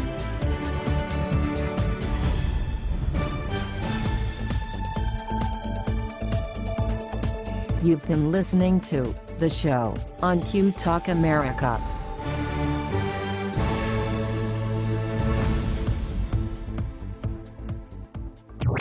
This is Q Talk America. The following broadcast contains adult humor, language, and topics, along with partial nudity. Actual knowledge is used sparingly. The show is a result of a lost bet and a bad game of rock, paper, scissors. It's The Show with Clayton McKee. And now, a man with a face for radio, Clayton McKee. Good evening, everybody. 8 o'clock straight up. It's the beginning of hour 2. We're coming to you live from Studio C in the heart of Phoenix, Arizona. Thank you for listening to everybody who is out there in Japan, New Zealand, Australia, the United States, and all the ships at sea. All the chips at sea. Both of them. Looking for that Malaysian Airlines. Looking for the plane, yeah. Looking for that plane in the They're real Indian Ocean. busy. If you are listening to us live, we'd love for you to join us in the chat room. Go to qtalkamerica.com and look at that little bar on the top of the page. It says chat live, chat now. You can do that. Harrison is in there. I am Marnie's girl, which is Aaron. Tomo, RJ. I'm not sure who RJ is. But Tyler was here earlier. Oh, I didn't see Tyler. I missed him. Yeah. So many people, so much to do. I'm here with Katie, Marnie, Michael, and Al. We are getting ready to start hour 2, and it usually starts something, well, there's a drinking game involved, and I have to get something ready, and it's this, and we go like this. I have to play it, damn it. And now, a drink-along. We dare you to stay awake during this royalty-free music and to play a drinking game with us. If you are currently or soon to be driving a car, you cannot play. If you are presently the primary caregiver for children and or the elderly, you may desperately want to play, but no. If you are listening from a rehab facility, you are disqualified because you already hit bottom. And that means you already won this game at least once. If playing this game is in any way illegal for you, put the bottle down and make better life choices. There is no good in your goodbye, and there is no lifeguard on duty, so you will be swimming at your own risk. Tell your lawyer to take the fucking day off. You can't sue us. We warned you. Good luck.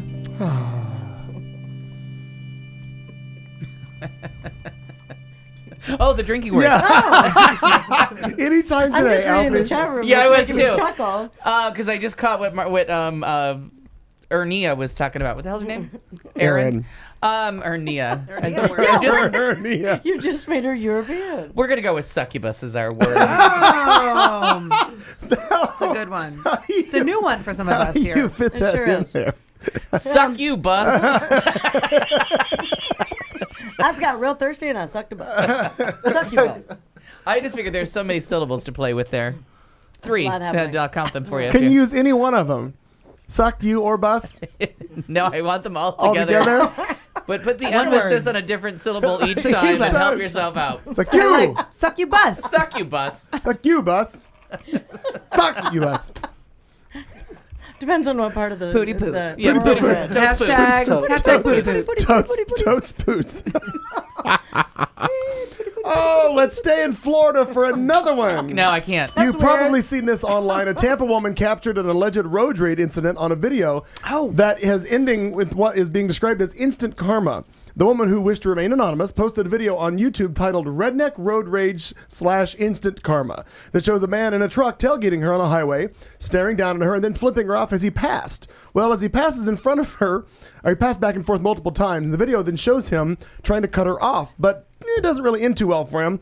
The truck is then seen skidding on the road and bashes into a light pole, goes to a grassy island between the highway, and he just basically wipes out. The woman is heard laughing actually on the video as she passes the truck after he's already wrecked. The woman was then pulled over to wait for the troopers, but the man then fled the scene. Jeffrey White is his name. He's 33 years old, and he was later arrested at his home.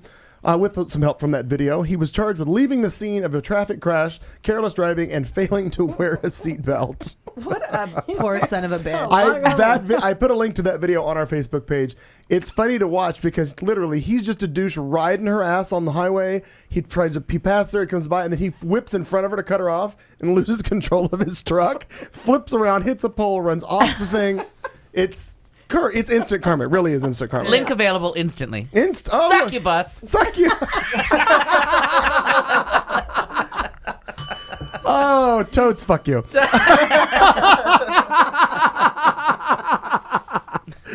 Do you like sex and travel? Fuck off. And succubus. I've been watching Veep all week.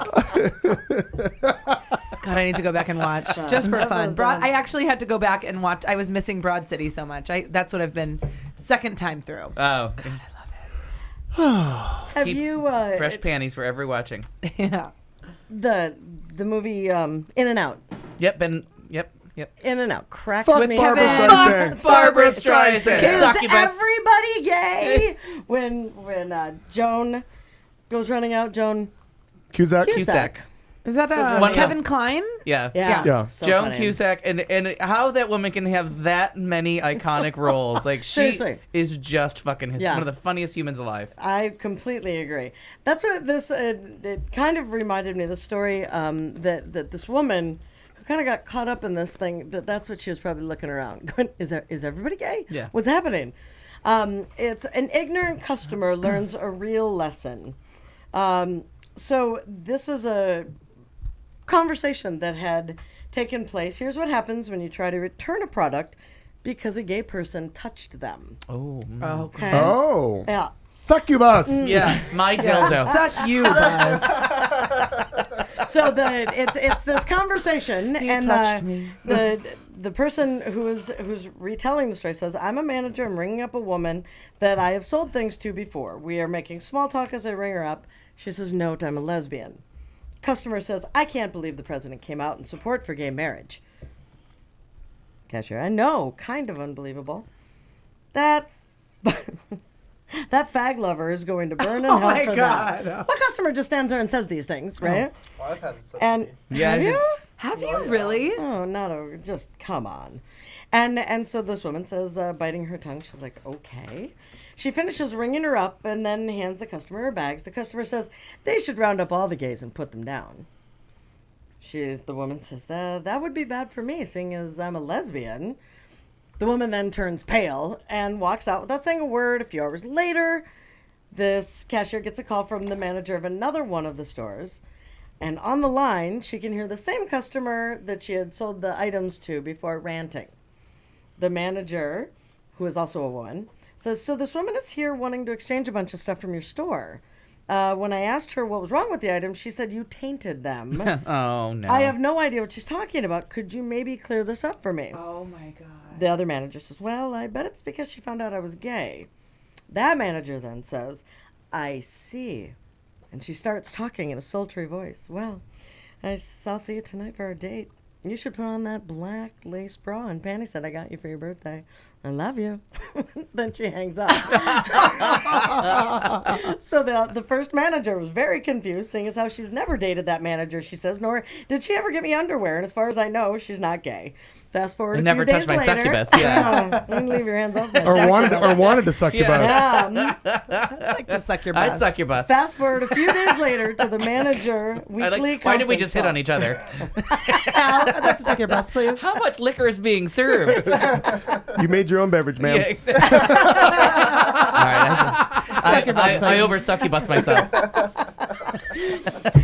They say they flash always a forward danger. to a few days later to the manager weekly conference call, and apparently the customer left that other store after thinking the other manager was also gay. That manager then called every other store in the area and told everyone about the customer. Over the next few days, the customer went to every store in a 20-mile radius trying to exchange the That tainted bitch goods. hates the gay goods. Everyone she 20 talked miles? to, Said they were gay. everyone she talked to pretended to be gay when working with her, and she left every time. To my knowledge, she never got her exchange. Yay! I thought that was fantastic. It's like you best for her. Yeah. Well played. I can't even imagine like going in somewhere, first of all, and saying that. Tell us that happened to No. you. Where, like, what was your scoop with that? Where do you hear that? I've had it happen to me several times. It's just that I worked at Starbucks for so long that I've had a drink thrown at me. I've had someone curse me out. Someone tell me that I couldn't make their drink because I was gay. Supposed to be no whip, no Yeah. foam. What do people yell at you at Starbucks? No, succubus. You'd be surprised because you would think that you're You coming and to your Starbucks homosexual where- coffee. You right? And some of them get some really gay drinks, but no, the incident take where I a got the no drink stone thrown boy at that me day. was because I had made it. She grabbed her drink, and I guess she was standing on the side, and I started talking to my coworker. Well, I guess she assumed that I was gay, so she goes and starts ranting and raving to my coworker about I need this drink remade, but she wouldn't say why. So then I go to start remaking the drink, and as I'm remaking the drink, she then comes around to the other side. As I'm setting it down, she goes, "No, remake it," and she literally threw it at me. Have She her wanted make someone it. else to make it, not the And I was gay like- barista. I don't want gay coffee, damn it. The fact that Exactly. you're a barista, I think we're going to Okay. pretty much paint with a brush. A lot of gays working at the old Bucks. Well, Bucks I of think the whole Star. community does. Well, Oh, it's yeah. just so shocking. Like, this woman should clearly not be at Starbucks in the first place. Like, if She this is her shouldn't be in the problem, Yeah, really Nobody in the likes world, her. she shouldn't be in the world. She's But a cunt. Starbucks, In a right, world. is so Where like. Ultimate Vodka helps you celebrate. Jason, it's 8:11 for when he edits that I out. love it. Who is the? Thank you for putting that Who's link the on there. owner of Starbucks? What is it? Howard something? I'm thinking. I don't know Succubus. anymore. Howard Yep. Succubus. So, but the owner He's is awesome. super pro LGBT rights and like crazy supportive of the community. Oh, and remember at his stock And meeting, stood he up told at them, his stock meeting, he he's like, told them to sell their stock. No. if you don't like gay rights, get the fuck out. Yeah, I agreed. They feel like they should have that on their door at every coffee shop. If you're not into gay rights, go get your coffee somewhere fucking else. Yeah, we ain't your place. Right. Unreal. Unbelievable. No, they were was it bitching about the inclusion of gay benefits or whatever it was, and then he said, "Well, I think you got blah, blah, whatever the percentage on your return for your yeah. investment. Yeah, otherwise you can just sell your stock." Yeah. Yeah, and oh my God, They all made money. and I can't remember if it was just the transcript or the actual video went viral. But I Oh no, the video because Okay. we posted it everywhere. because I just remember reading the transcript and him being like, "Yeah, where are you gonna find these kind of returns, bitch?" I'm shocked that you've had people actually say that to you. crazy. It's just shocking. Oh, I'm still dealing with it. But I mean, other aspects. honestly, right after he came out in favor of gay marriage, I mean, it was everywhere you went where you were accidentally, and I've seen it at work. Like I actually at my job had a family having a conversation about their hatred of homosexuals with a homosexual nurse as a lesbian taking care of them, and she walked in, she goes, "Gay, saving your family member's life." Wow. Gonna go. And swapped out, like, but was like so offended by the conversation. And usually, like, you try to stay away from that kind of stuff, but the conversation had reached such a level. And then the one night, like, it had just come up, like, the family's really anti-gay, and it was like, sorry, what's wrong with them? There's only a couple people that do that specialty, and tonight they're all gay. Wow. Oh my gosh, it's just surprising. And I have seen people come to, and I was like, did clinicals at a children's hospital one time where a woman was standing there saying, "Fuck off and give me my gun." And she was like in a children's hospital with her child and like with big, like, why would you wear that to a children's hospital? Wow. Yeah. I mean, just weird shit. And just like people do you think they just don't get it, or they're just they're so stupid. so Yeah. close-minded They and don't realize so that narrow-minded? you're You're in the world. You're going out into an environment where you might meet other people that don't agree with you, and some of them might be the people that are going to help you. So maybe have your T-shirt not say something Wow. completely offensive. People are crazy. I found the audio clip. It's only a minute long. Let's play this right quick. Because not every decision is an economic decision. statistics that are narrow in time, we did provide a 38% shareholder return over the last year. 38%. I don't know how many things you invest in, but I would suspect not many things, companies, products, investments have returned 38% over the last 12 months. Having said that, it is not an economic decision. The lens in which we are making that decision is through the lens of our people. We employ over 200,000 people in this company, and we want to embrace diversity of all kinds. It does. It just gives me Succubus, chills. bitches. It really does. But wait, he's not done. Yeah.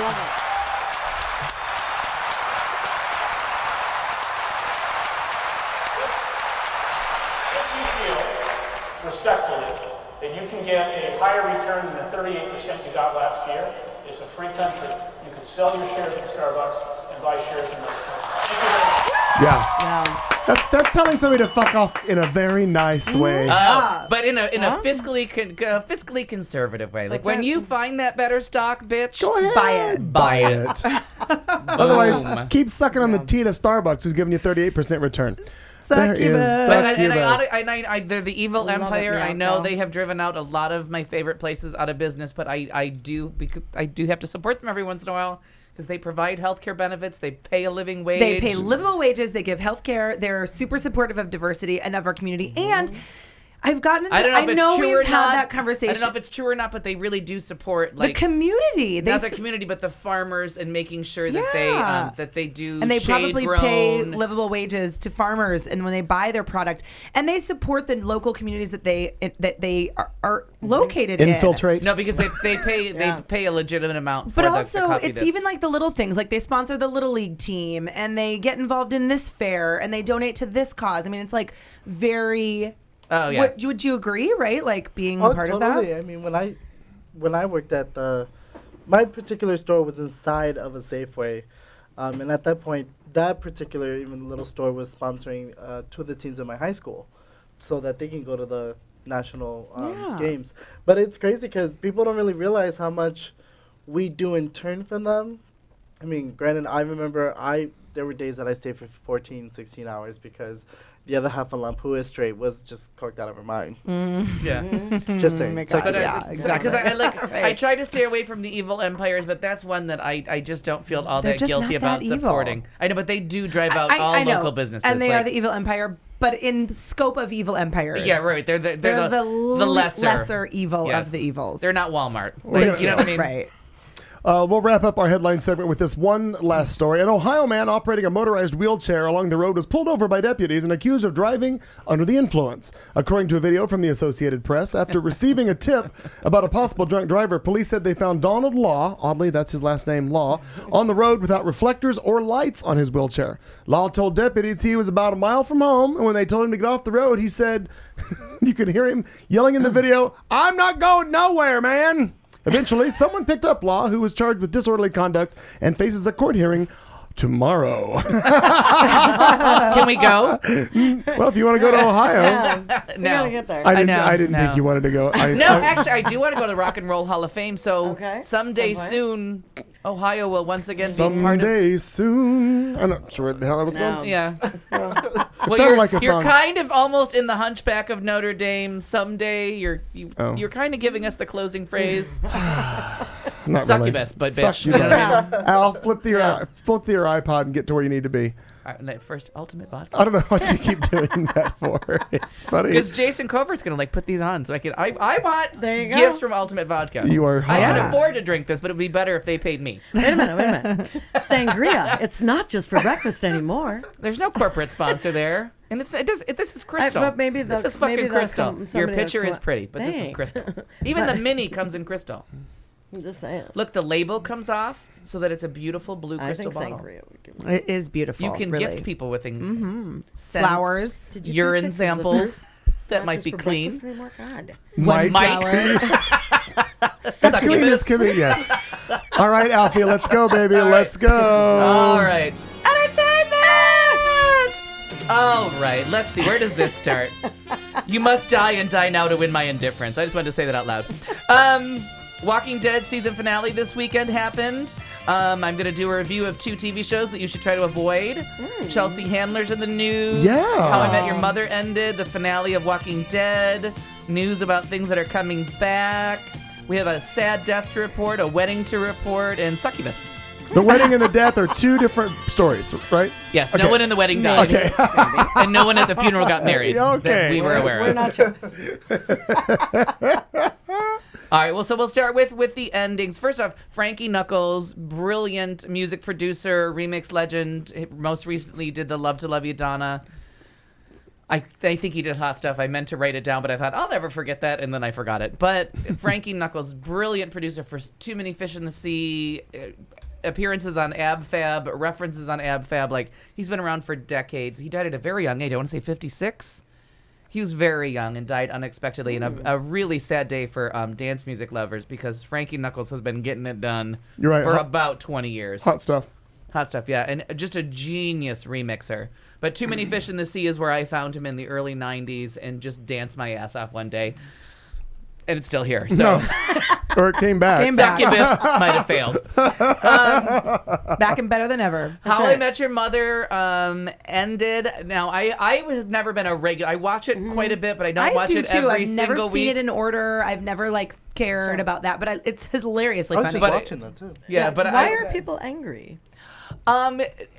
Because you can't make everybody happy. See Lost, see any show that's ever ended. You always have those bitter people that wanted it to end exactly how they wanted it to end. It was a tiny bit there was a little bit of melancholy from one character, a little bit of a realistic twist to a couple, and then I think something that they kind of gave away. I kind of knew what was coming based on a little trick that they did where they filmed the children years ago. They filmed the ending with the children years ago because they wouldn't be children anymore. And the story of How I Met Your Mother was supposed to be told over a short period of time. Right. So if the kids got older, they couldn't do it because he was supposed to be telling them the story 9 years ago. Okay. You know, the story of How I Met Your Mother started 9 years ago. So I knew kind of what was coming. I had it all wrong, but I knew where they were headed with it when I heard they had filmed it, that it would have something to do with the people that are on the show. And I thought it was lovely, and it's just a semblance, a succubus, if you will. A female demon A from female, Supernatural a character. female demon As of it were, supernatural if you lore. Of just people that I don't I think I think dated her. I don't think anybody knew. Somebody sucked your bus and No, okay, no, I'm sorry. that female Inappropriate. really Yeah. fucked up. You sucked that bitch's bus? Oh, God, There it I'm gonna is. Throw up. Violet coming through. Oh, that took me back to a day. When you sucked a bus. No. We don't need to talk about that part. I loved football. So, anyways, but it was. I was thinking of a female demon. That was kind of all I was going with. And with very few exceptions that I can think of, I usually buy into, this is your dream, not mine. Like, I'm just a viewer. You thought this up, and clearly you had the thought years Well in ago advance. to film the kids when they were the right age to make sense with the story. And I thought it was kind of lovely, but it was just that somebody thought, like, who knew 9 years ago that Neil Patrick Harris, Right. Jason Seagal, what's his name? Yeah. Brilliantly talented puppet lover, Muppet enthusiast, Yep. all these talents, Allison Hannigan. That they would be so that wildly there's- famous it and was, huge. and it was one of those shows that never got as big as Friends. They never really made it into But it pop was- culture, could've been. but great ratings. And everyone keeps saying, CBS is going to miss this show like fucking crazy because CBS has #1 ratings, but on shows that appeal to 90-year-olds. When it comes to the important demographic, they only have 2 shows that really hit that demographic, and they just lost 50%. Yeah. So, but it was a big deal, and I thought it was very, very sweet. Just that it was realistic. It wasn't all. It was happily ever after, but not for every single thing. And there was a little bit about friendship and relationships that really made me I teared up a little bit, and I was like, I don't even know these people that well. I don't watch that often, but it was good. The Walking Dead, another show that people there was half flashback, half current time. The flashbacks were kind of deep. Kind of a little bit I say it all the time, it's very well written. It's a character study about how you act after the world ends.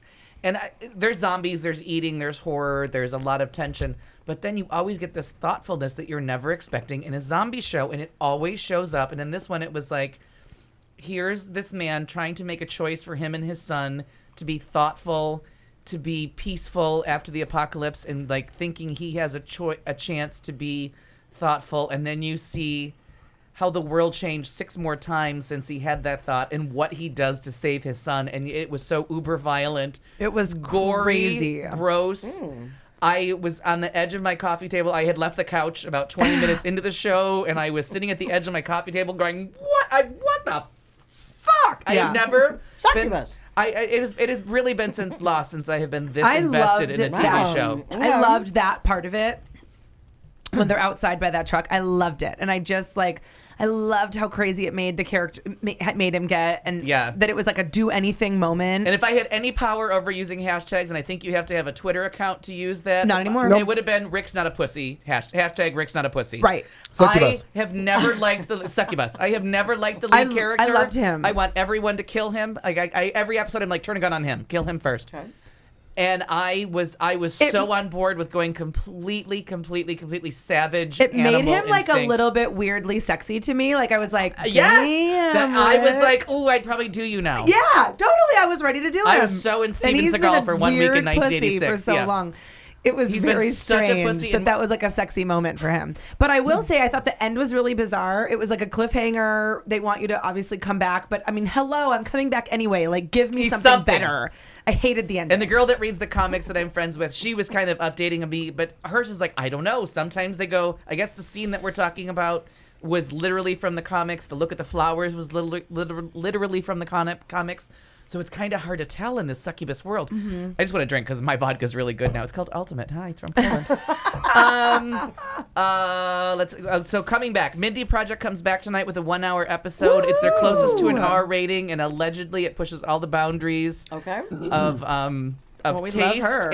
And that was the one that you... I love this show. But is that the one that you and Aaron both love that one, I believe, and that they didn't think was going to come, you didn't think was going to come? They were a little worried. Is that the gal from The Office? Yes, it was very on the bubble. They weren't sure what to do, but because Fox is just standing by New Girl and Mindy Project as the tent poles of their new program, they're going to have quirky comedies, and they'll let them run out. Like, Raising Hope just got canceled.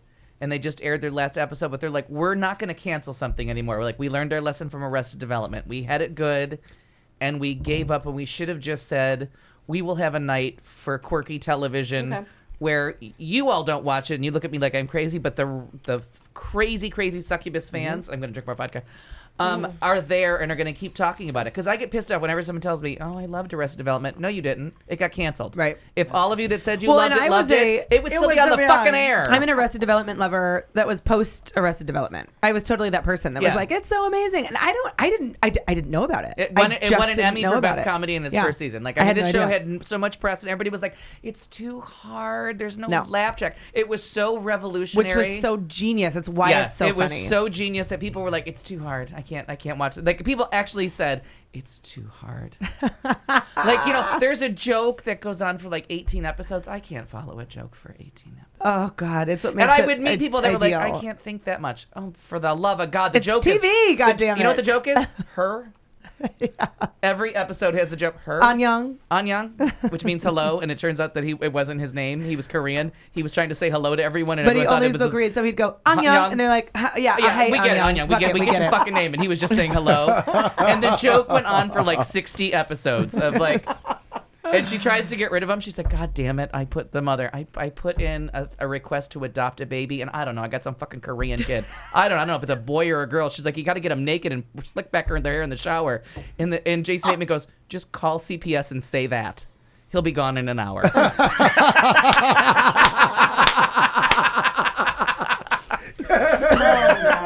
I mean, the show was... You couldn't even watch it. So I guess I'll just jump now. Get them naked and slick their hair back. Wow. I'll just jump now to Veep comes back, and where... When? It's Sunday in April. Night, this Sunday night, Veep comes back. I have watched all, let's say, 19 episodes of the first 2 seasons. Kick your feet in the air, laugh out loud, try not to be drinking something at any point funny. You have to rewind 18 times to get the jokes. They make a Shakespeare joke that has bugged me that I had to do so much research to get the joke. It's so brilliant. Hoist it on your own retard instead of your own petard. You said that a long time ago. Oh my God. And it's it gets funnier every time you think about it. That You don't what the fuck does that mean? Clayton, don't burst out laughing right now. No, because because I'm actually thinking that same line Stewie Griffin used in a Family Guy episode. Everyone does. It's a Shakespeare reference. I've heard it other To be places. hoisted on your own petard means to be killed by the thing. Like I'm shooting you with a bullet, but it kills me.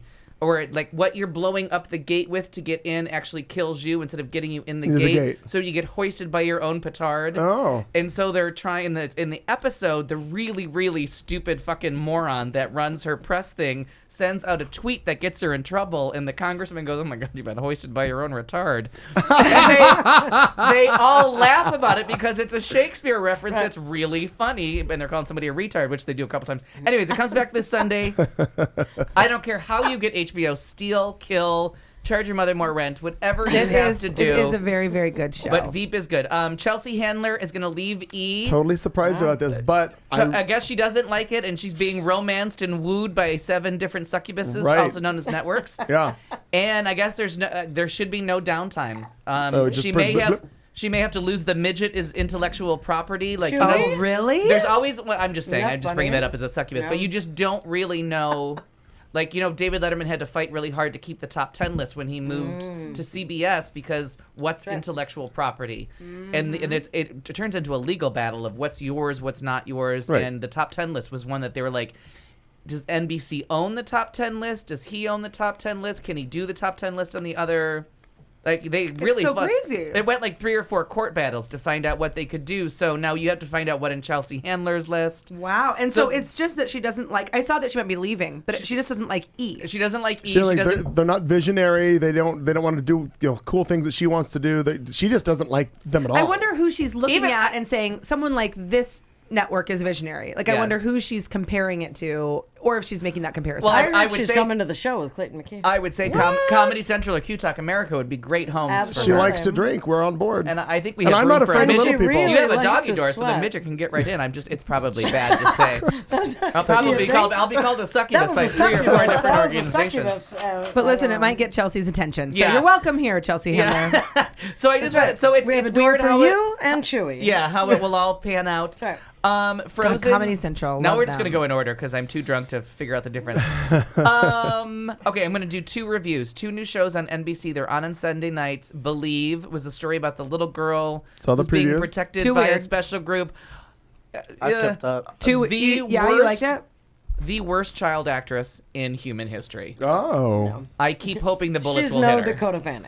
It's hard to keep up with. The action parts of it are really good when it gets going, but to keep up with her, you're just like, oh, you're fucking annoying. Can you just shut up? Yeah. Just sit there and be like, And "Thank you." the opening episode was written and directed by Alfonso Cuarón, Who we love. Who we love. Children of Men, Gravity, great director. And it was really, really well done. But the thing that kept dragging it down was, I'm like, oh my God, this girl is the worst actress ever. And sad her for her lines were tiny always little- like, listen to me. Why are we doing this? Just fucking pay attention and get some goddamn manners, you little runt, or I'm gonna kick you. Somebody put a gag on her and just take her. Get the birds out of here, because she controls birds, or I don't know, some shit. Yeah. By episode 2, I'm like any good cancer, this has to be cut out immediately. Oh, so you haven't watched the that's what last I've 2. heard. No, I made it through 3 episodes before I offered an opinion, because I thought either she'll learn to act or someone will learn to write. And the wig on the main guy drove me crazy till they finally got him down to a brush cut. Oh, yeah. Because I'm like, this is like Not one of the at all. worst wigs ever. And then Crisis started off not as strong as a pilot, but a little bit better second episode, and now it's just garbage. Yeah, I can't be in. It's really hard for me to sometimes get on board with a new hour-long show, especially if it's any kind of a sci-fi. I don't think Crisis is, but No, Crisis but is the it. Believe is, and I really wanted to get on board with Resurrection, and the first episode was kind of cool. And the second have a episode, I was DVR. like, and by the third, I think there's been 3 or 4 now. I made it through the first 5 minutes, and when it could not even, because like I sit and I'll usually watch those television shows during Palmer's nap time when I'm working. So I can watch a show that keeps my attention while I work, like RuPaul's Drag Race, for example, which is really great and fun, and it's totally brainless. But I can sometimes watch something that, like, I can watch The Walking Dead while I'm working and still be totally engrossed and focused. Only on the show, not on the work. When it was, I know. When it was like, it was 2 minutes in, and I'm just like, oh my God, please be a commercial. Delete. I watched 2 episodes in 5 minutes. I only made it through the half of the first episode of Resurrection, and I'm like, oh my God, stop the It's insanity. just bad. So it's not I as thought good, the same thing 'cause about Believe. It looks like it would be good, but No. What did you guys think about Sleepy Hollow?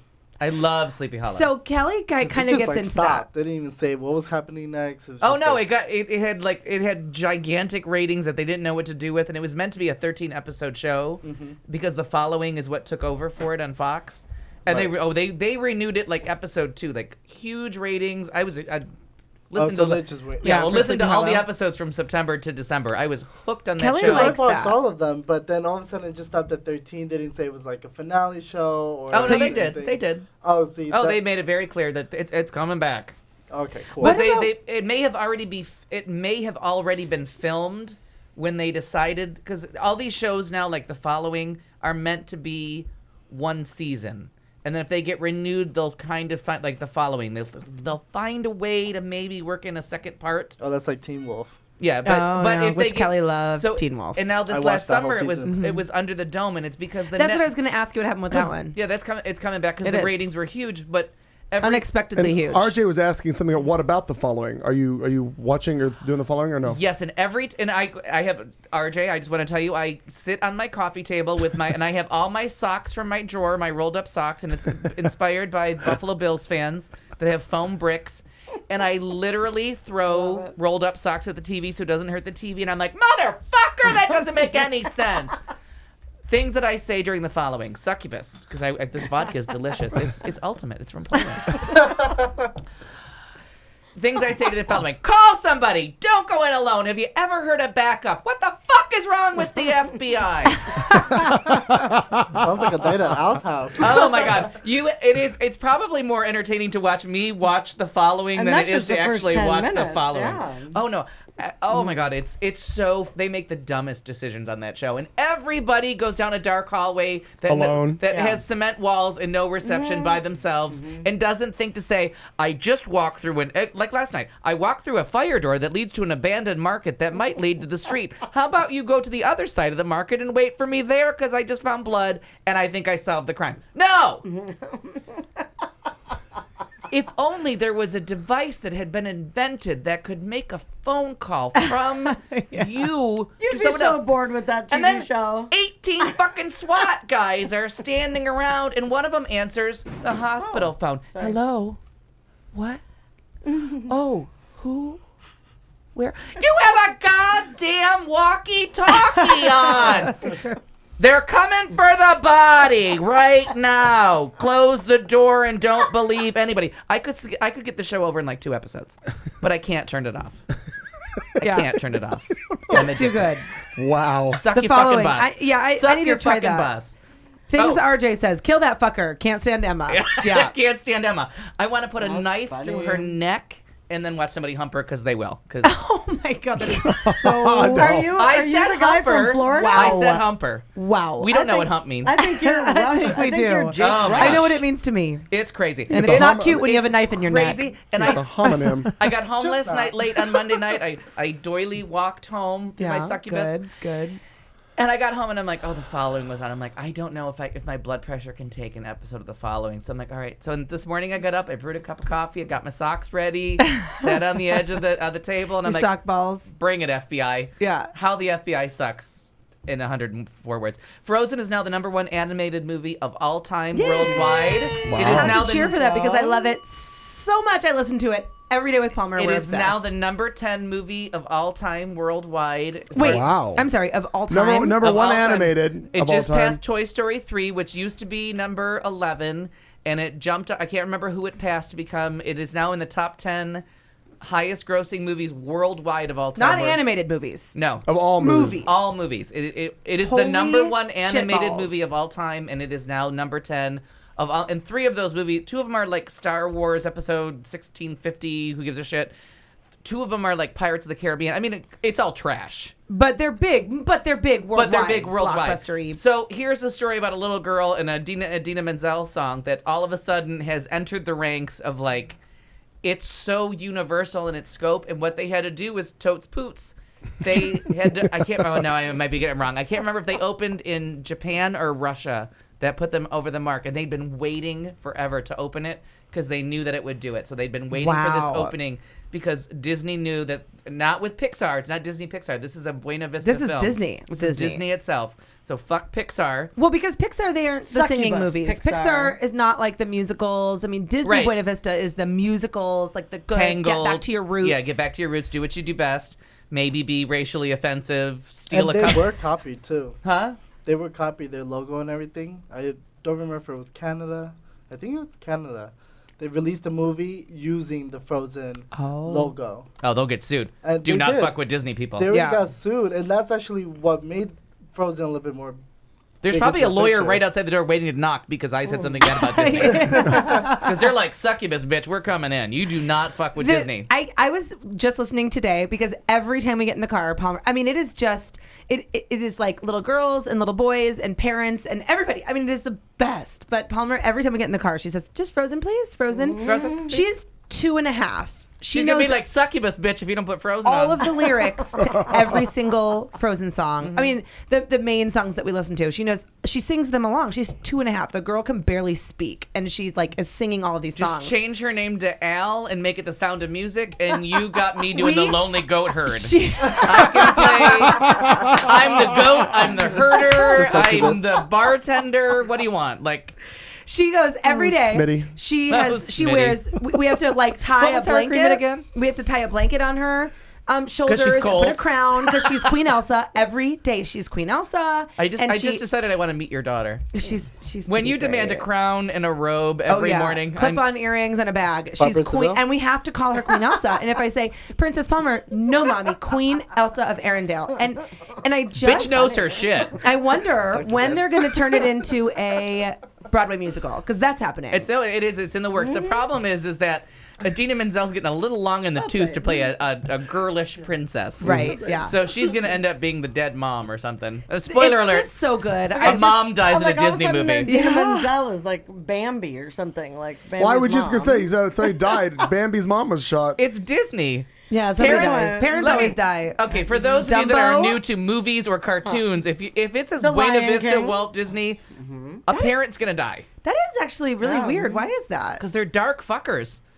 Sorry, get the lawyer ready. Is that color? I don't know who I am, but I'm sure I have a lawyer. King Triton. Thank you for that. King Triton died, but he came back.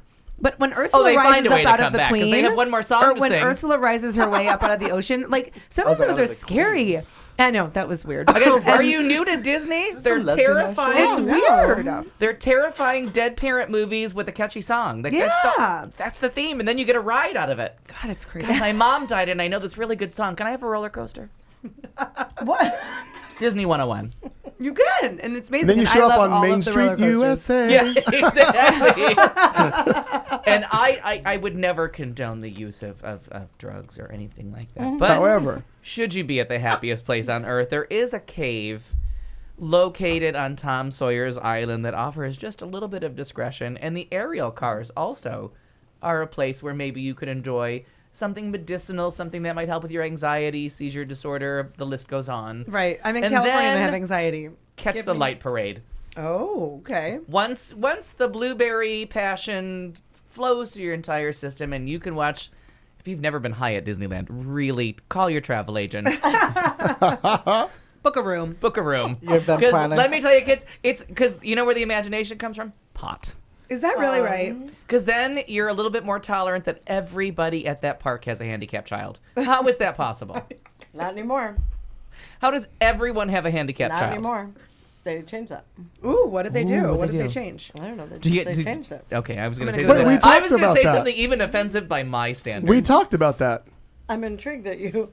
Even Disneyland. All right, if you were wondering, at 8:42 and 59 seconds, according to the atomic clock, I found a line that even I couldn't. You cross. edited yourself. Yeah, there it is. Suck you, boss. Harrison's been waiting for this since 1987, Well. January of. There you got it. Okay, so my last thing. Oh, Sarah Gilbert and Laura Perry actually got married. Yay, Sarah Gilbert. I hear it was lovely. I have no idea. I didn't go any further than the headline because I really don't care about either one of them. Right. But I like Sarah Gilbert. no, I like both of their bodies of work. They seem lovely, but I'm not going to pay to suck your bus. Except what are we the going to talk. do? Oh, Jesus Christ. no, you hate that. But you know what, though? In a contest of which show is more humiliating for everyone involved, The View this year or The Talk, it's a horse race. Okay. I'm not going to disagree. Have you ever seen The Chew? Oh, that's bad. No, I can't watch cooking shows because all I do is sit there and eat things that they're not making. But I'm like, well, here's what I can make. Yeah, right. Triscuit. And he has flashbacks to the Missy L Network cooking show. No. Yeah. But Remember when the that Chew was is on? pretty bad, actually. The Chew is actually pretty bad. Oh, but seriously, The View is horrible this year. Yeah. And I was a every single day watcher since the very You first have been, episode. The DVR thing, because I didn't have to tape it every day on a VCR. When I got my DVR, I was like, oh my God, I can just have The View ready. Never miss an episode. This year, my skin crawls. Are you still watching it every day? No, I can't. You No. just can't watch. I think I've watched a total of maybe 40 minutes in this whole Who year. are the co-hosts right now? It's Sherry Shepherd, who's gotten a little cray-cray. Whoopi Goldberg, who's still funny, but now she's fat, pro-pot. So it's me, basically, with dreads. With dreads and good glasses. And Who's black. pissed off about everything. And then it's... Could be. You never know. That's true. And I can't think of what her name is, but I hate her. Jeannie Garth. Jenny McCarthy. I was Jenny going to say McCarthy. Jenny Garth. Jenny McCarthy. One of, and I have to say this in all honesty, one of the stupidest humans Yeah, she really who's is. ever I lived, agree. walked, or breathed human air. Well, we hated her after the autism debacle, But it never ends. Like the reasons No, to it hate really her doesn't. just the only good thing about her is that she's related to Melissa McCarthy. They're cousins. they are. And she's very supportive of Melissa McCarthy. But other than that, I just want her gagged and bound and hidden somewhere until And sore on She the bottom dates one of a my van. new kids. yeah, She does. is a big fucking succubus. She has caused so Dumbass. much harm Yep. to the American public, right. like you can't even count the ways. Like so bad. herd immunity, like the danger, like what this woman is bringing back is just she's horrible. And then Barbara Walters, who clearly has reached that age and she had a little injury, and everyone knows when you have an old person that used to be sharp and then they fall down and hit their head and then they're just loopy and kind of stupid and you hate them. That's Barbara Walters now. Wow. You can imagine how Sounds horrible what lovely. I was going to say, but I didn't. And now Glee is back tonight. Now we're on episode number... Glee just celebrated their 100th episode did. last week. The last 2 Right. weeks. We have no idea how it's going to land, but they're moving the entire show to New York, which I begged for last year. Longtime Oh. listeners will remember that I was like, ditch the high school. The New York story is Move more 'em up. fun. So whether Kate Well, and Hudson- nobody cares about the high school kids anymore. No, because who the fuck They are people they? care about Leah Except Michele. for the tranny. I do it. Well, I guess tranny's bad. So yeah. That's bad. We're not allowed to say that. No, no, Scoring points. Didn't we just succubus. take a quiz on that a little bit? we maybe a did. week So ago? We can still say it on this show. I don't even know what the full word for that is. Transhuman? I don't know. But anyways. Transgender. Transgender. Oh, Human transgender. to Hello? I honestly don't know. I'm like, what are they Transhuman. transing? Transsexual. Well, but it's transgender is the appropriate. From It's not Transylvania? transsexual? No, transsexual is old still, and maybe used Just a in some sweet- capacities, but Just sweet transgender. transvestite? That's right. It's Oh. very. It's like kind of the. I'm back at the Term. AARP thing. You know what I mean? Yeah. Like, I we learned know. that transsexual was when they did the sex change, and transgender is when they genderly associated with a different gender. oh, that's very helpful. Very so it's good, a transgender. Michael, very good. I want her to come back because bitch can sing. Whatever is going on under the yeah. dress, that girl can sing. It's the black one, right? Yeah. Okay, you could have just said that. We all would have been clear. This keeps getting better. Yeah. Unique. Unique. Thank I was you. like, what's her name? Not only does she sing, she has one of the She's best very voices good. on the show, but her character is interesting, and I loved the subversiveness of keeping a transgendered person on a TV show and not addressing it for like almost a year and a half. Yeah. They were finally like, all right, we need to at least, like someone in Lima, Ohio, whether or not that's a real town, is going to It have is. an It issue is. with a transgendered black person that sings like a fucking dream. Like, and not everyone's going to be Especially open if you and sold her accepting. something and you touched it and said to take it back to the store. That's right. Well, and she was one of the characters that came out of the Glee project. Which I loved. I loved the I did Glee too. project. I did too. And there were a few characters that came out of that. None of them really stuck, I don't think. They didn't. The one, there was one cute football Ryder, player, the Ryder, but he's the good. Unique was really the one that made it. And you know what I want to say in her defense? There's no one that has her talent. Yeah. Like, it's one of those situations, and it's very rare that you ever get to say that because, like, Succubus, did you hear him? what? he called her her. Well, no, I get that part. I know what to call. I did the tranny part. I didn't know was a bad word. Oh, but I do know. And what, we're back. Go ahead. Well, no, but And the I building mean, has collapsed. I mean, Okay. I found out when Pierce Morgan did that tranny was a bad. Okay. I didn't know that was. I honestly didn't No, know no, that no. was But a bad I'm word. saying by we using say it within our her- own community. We say Right. it.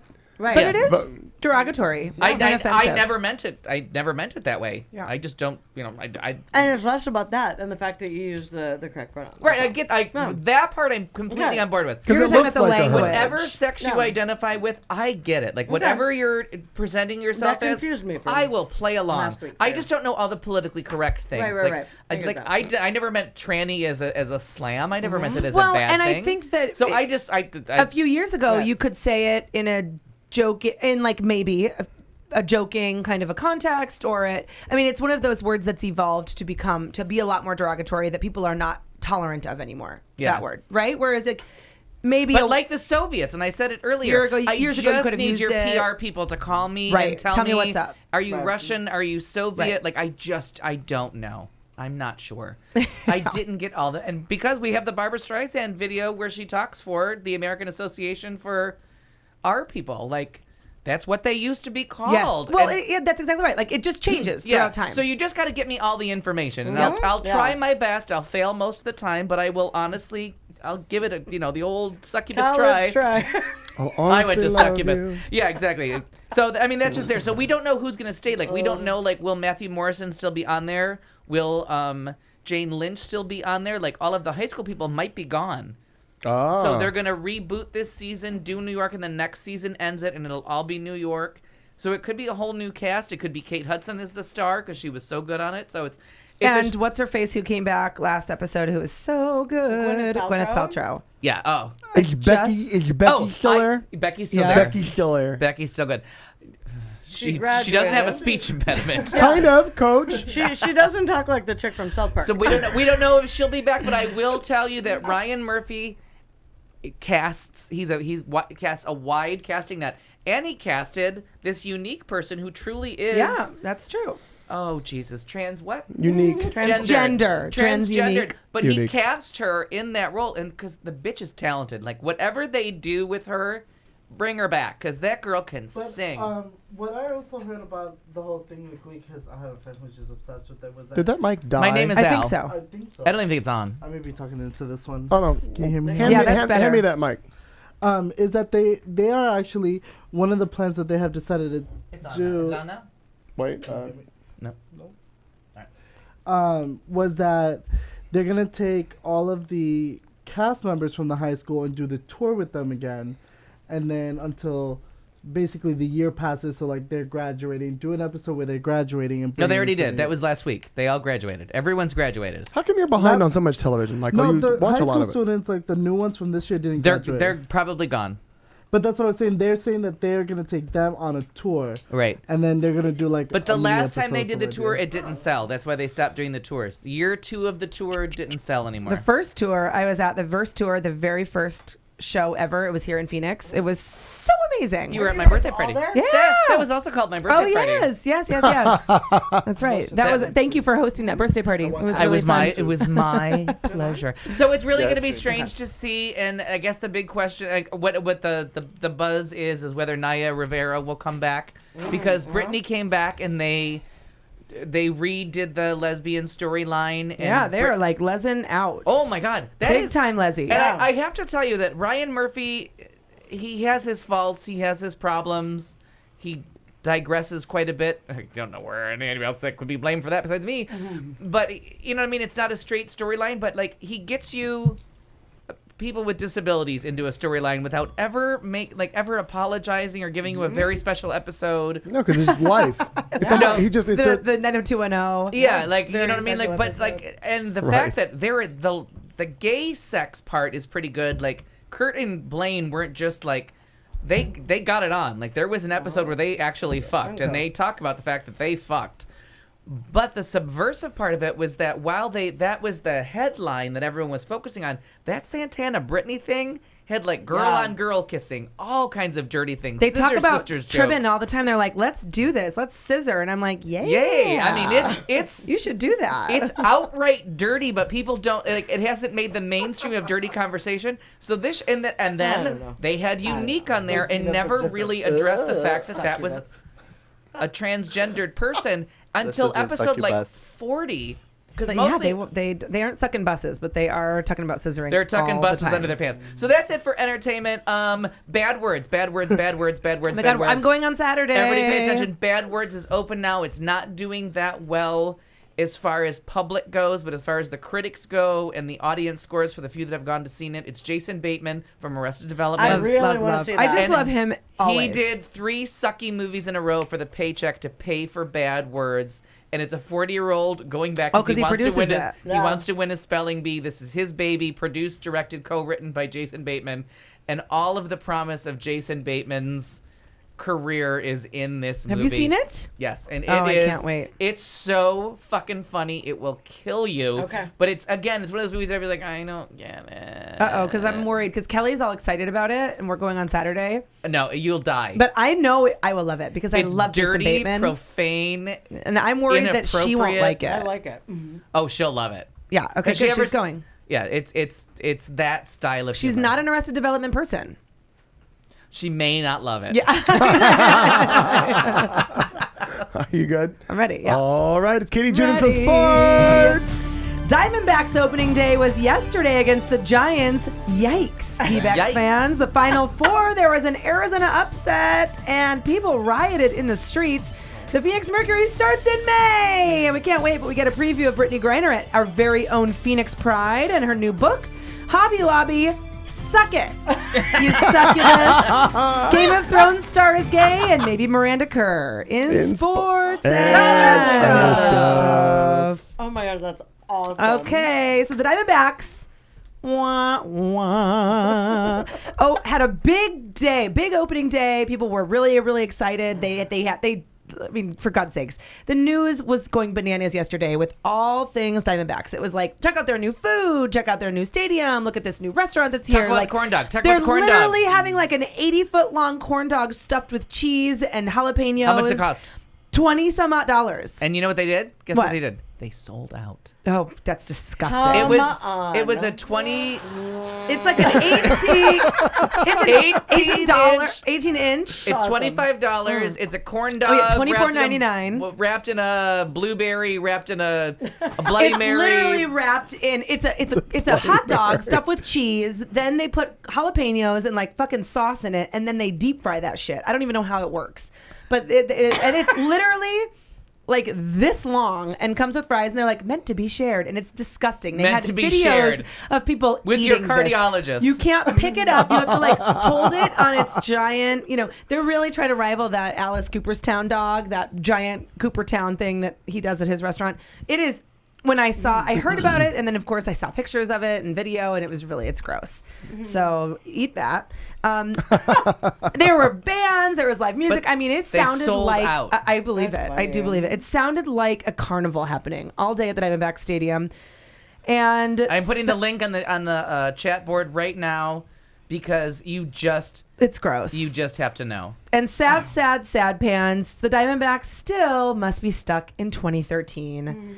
So they gave up. They blew a 4-run lead and lost 9-8. They gave up a home run at the very end of the game to the Giants. And what's not looking so great for them is the front half of this season is packed, and they're playing the Giants. They're playing the. Damn it. I had this on my head. No, it doesn't matter. Colorado Rockies. I think maybe the Rockies, but then there's one other team. So they're playing maybe the Dodgers. I know. I'm good. Look at that. Goddamn succubus. Yeah. Succubus. I think that might be right. Oh, I gotta get my. I'm not looking at anything. I swear, look. Nothing. But they are. But the point is that they're just stacked. They had a really shitty team last year. That's what they say about me and Katie June. They put stacked against them. It's stacked different. Much different. Yeah, it's much different. Stupid. So with all of their hype and all of their chat. They were talking a little bit on the news today about just kind of being very disappointed with their home opener. and the first game was exciting, but people are probably going to lose interest pretty quickly. Well, and they're probably shitting their brains out today from that corn dog. Yeah. So other big sports that doesn't news. sound healthy at all. March Madness was happening. So we're down to the Final Four. I don't care about any of this, but at least I know the Sweet 16, Elite 8, Final Four. Well done. I don't even know the names beyond that. It starts with some crazy amount of teams. So Arizona, the University of Arizona was in the Elite 8. They lost to Wisconsin by 1 point. And nobody even knows where Wisconsin. Controversially. Well, what was the controversy? There was something where the ball was brought inbounds. It was something about the inbounded ball, from what I remember hearing. It was near the succubus. Leave the succubus out of this. I was definitely stuck in bus instead of watching this game, but that was my understanding, that there was the ball came in and the way that there was a foul, and then the guy wasn't able to get the ball off on time and shoot it on time. Something right like this. Like remember that football call, that really bad football call? Mm-hmm. Right. The Green Bay game, concept. 2 years in a row, different teams. Yeah, with the kicker. This was the kicker. Those bad refs. Yeah. But no matter what it is, like somebody's going to lose. Somebody's going to lose, and it was Arizona.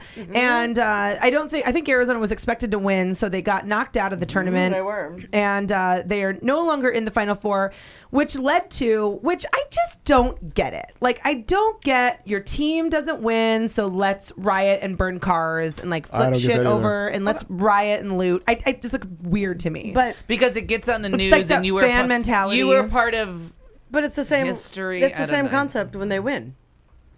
Right. Which is even weirder. It's the same behavior. Yeah. It's ridiculous. I'm not cutting you off, Katie. We've just got to take this little crossover break. We'll come back and continue with your interesting story. Ultimate vodka from Poland. I didn't have a tight shot on you for that, but I could. I'm tight from Poland. Suck you that bus. Suck that bus, bitch. Oh, coming up after this little break, we're going to continue on. Continue on with Katie June and her sports and other stuff, and then we've got about 15 minutes of some sound clips from previous shows that we want to share with you. Clearance 24/7. It's Shut off everybody else's mic so I can get through this goddamn break. We'll be back with hour 3. Sound clips, pop of vulgarity, more Katie, and certainly more Al, because that's what Al does. Holy shit. You've been listening to The Show on Q Talk America.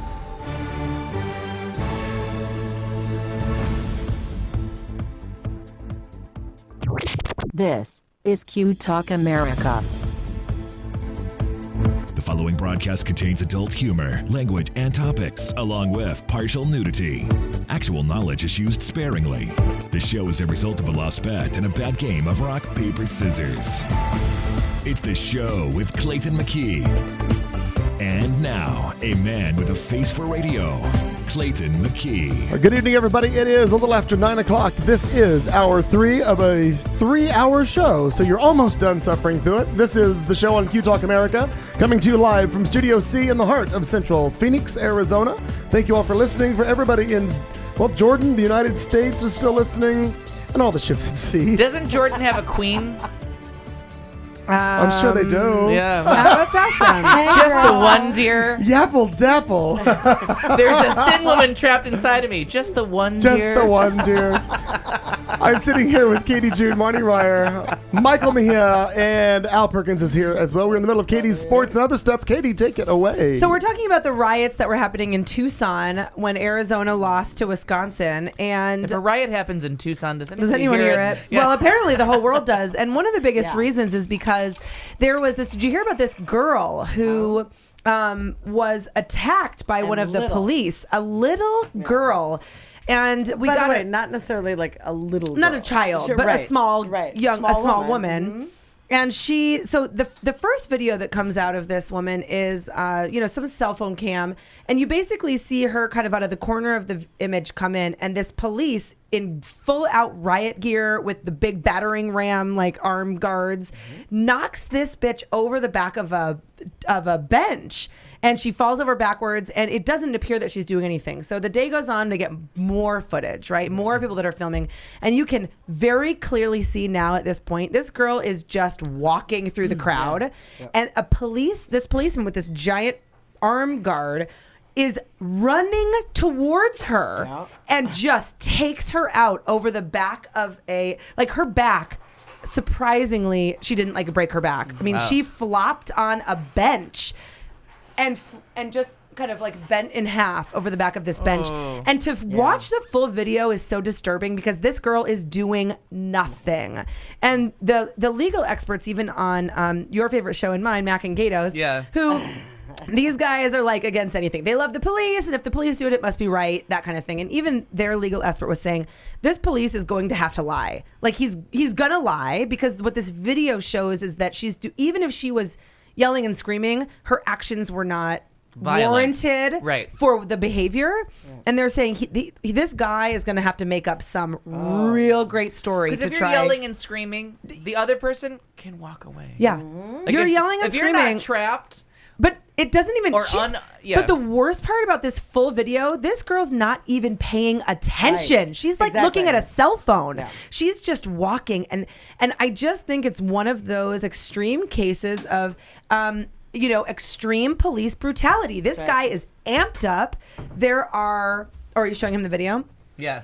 Yeah, this police is amped up. There's riots in the streets, which, to be honest... I blame Red Bull. I want to blame Red Bull now. But the riots didn't even... The rioting... What if they're a sponsor? Maybe it might go with umlaut quite well. If you put Mixer into Ultimate Vodka from Poland, I will find you, hunt you down, and slay you a dragon. So we hate it even more. We hate Red Bull even more. So anyway, the riot's Mixer. Not that bad. It's just pretty crazy. It just makes me... you sometimes question the power and authority of police. They kind of in that situation. And you question the power and authority of the mob mentality that rioting is where you're going to go. Right. Celebrate responsibly, people. I agree with that entirely. But when I heard this story, I knew it was coming. When I heard this story, it made me think of that movie, Fruitvale Station, where it was just a real. And this woman obviously didn't die. She's she's okay. But that just that gross abuse of power that police have often. So one other quick thing about the Final Four, which was pretty cray-cray, is that because of all of the major upsets that have been happening within this game or in this series, that's why nobody wins the $1 billion because of major upsets. Just 0.0000551% of people accurately predicted the entire Final Four.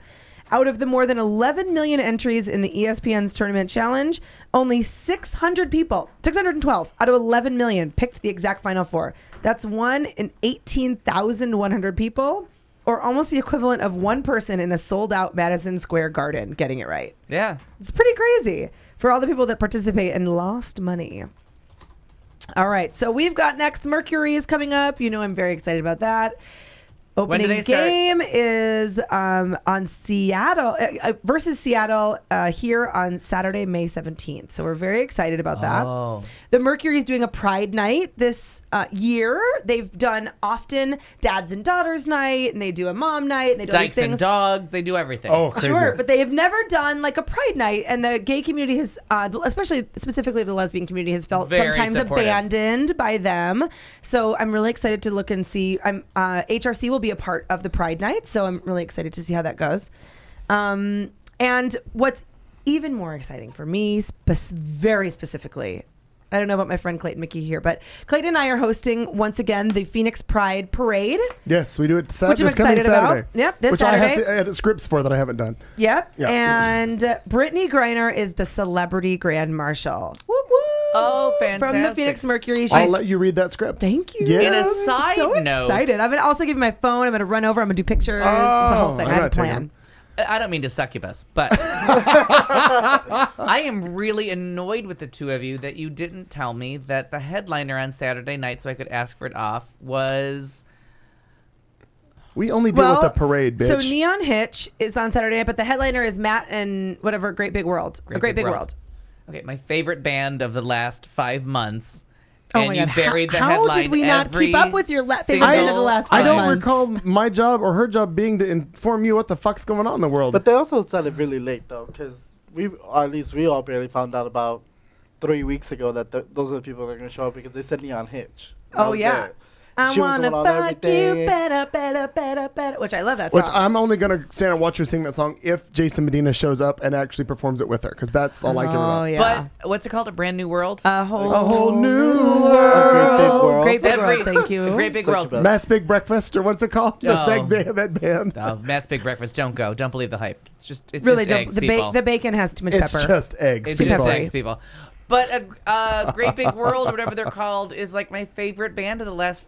Actually, a little bit longer. Is it too late for you to get off and come? Yeah, it is. And I like saw the headline on either Echo or INAZ last week when I was getting my Friday night food in Starbucks, and I was like, "What the fuck? I'm on a show with people. Like, why didn't they mention I don't the keep- real I- 'cause headline?" I don't didn't pay know how much attention you to loved any of them, that. and I have to be honest. But you made a big special surprise about who was going to be the headliner, and you seriously mentioned someone I've never heard of before in my life. So I worked on Saturday. Michelle Branch. No, I've heard of her. Yep, she's the headliner on Sunday night. But who's the Saturday? 'Cause I was oh, there. Neon Hitch. Yeah, you kept saying that name, and I'm like, I don't give a Yeah. shit about that. No, Neon Hitch. I love because I 'Cause I played the think- song in my spin class. Because a Great Big World, I think, is opening up for Neon Hitch. Is the way that they're Oh, setting so it in up. this world, well, and honestly, because I don't know. Great Big World is, they have no label, and they just got noticed. They were all Because of the Christina YouTube Aguilera redid the online. song, right? No, So You Think You Can Dance, my favorite TV show every summer. So You Think You Can Dance used both their songs, and I went and bought them because I was like, these are the two most beautiful. Well, one's the most beautiful song I've ever heard, and the other one is just a fun dance song. But That's how a Well, lot of I will podcasts- videotape. Well, just kidding. yeah. I won't be there. I'll be there on Sunday, so I'll be I watching mean, I Michelle could Branch. develop a cough sometime around Saturday night because I really love that. You should go. It will be Just very go fun. in late. Yeah, you should No, go. that'd be really late and drunk, which Well, are not appreciated. Not a good. Not the restaurant. Not a good. You can thing. help all the non-gay. Yeah. You can help all like the gay-hating families. That when you're late and drunk, just like fucking move out of my way. Just I'm gay and I'm drunk. And I'm late. Cannot say enough about their two big hits. Like just two Well, of the that's cool. Then I'm two glad they'll be here. great songs. We do the parade on Saturday, and I volunteer all day with Natalie on Sunday, doing entertainment. So I never really go back. I do the parade and I go home. So Hobby Lobby can suck it. So you know that Hobby Lobby's been in front of Congress lately, or the Supreme Court rather, because they are so pissed off about Obamacare forcing them to provide contraception for their employees, which they say is a form of abortion.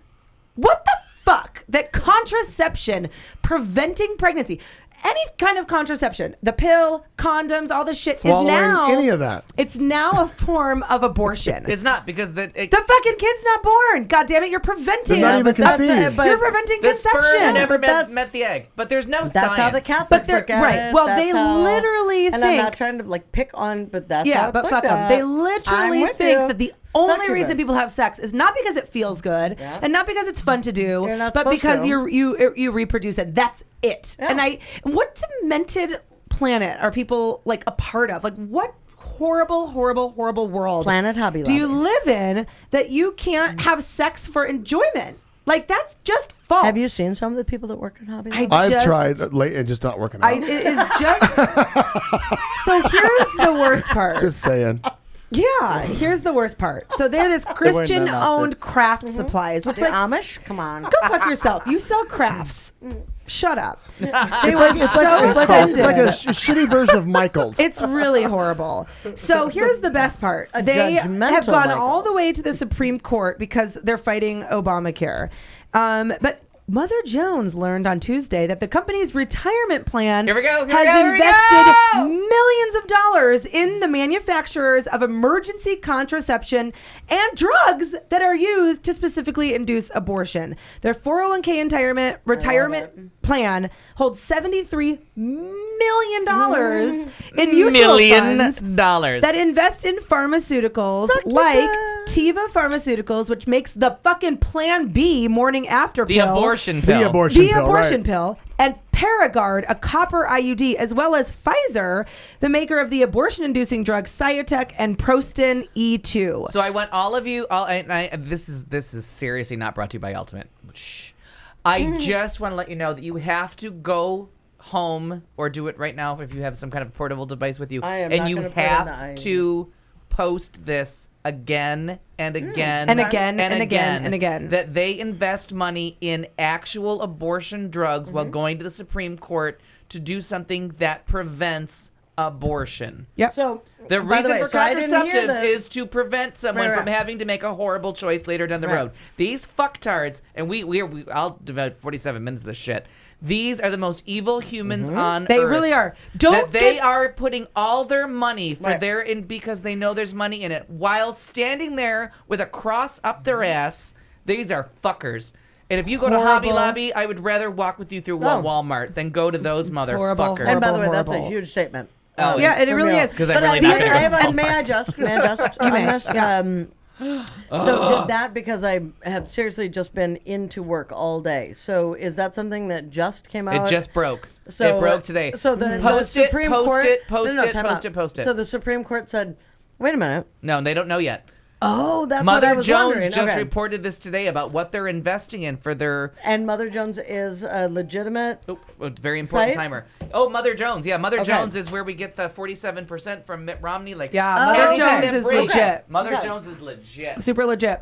And the other thing it says that, so in addition to investing their retirement plans in all of these, they also have mutual funds that invest in 2 health insurance companies that cover... They're health insurance companies. They're mutual funds. They cover surgical abortions, abortion drugs, and emergency contraception in all of their healthcare policies. Wow. So this is just the hypocritical, most hypocritical, disgusting bullshit, like at its best or worst. These are people that should be taken out. These are people that just people's lives. So there's either 2 ways to look at this, right? Well, they either are just like such right? Republican bitches that they just want to take down Obama and Obamacare at any turn, or they don't want people to prevent. They don't want to prevent pregnancies because they want people to have abortions, because they are invested in companies that produce those abortion drugs and surgical abortions. I sense a little hypocrisy. So you don't want that? Just a little bit. A little succubus. Why would you want me to prevent an unintended pregnancy from the get-go? You want me to have an abortion because you are benefiting off money. of the abortion. Right. And I'm assuming that they also put money into things like Viagra.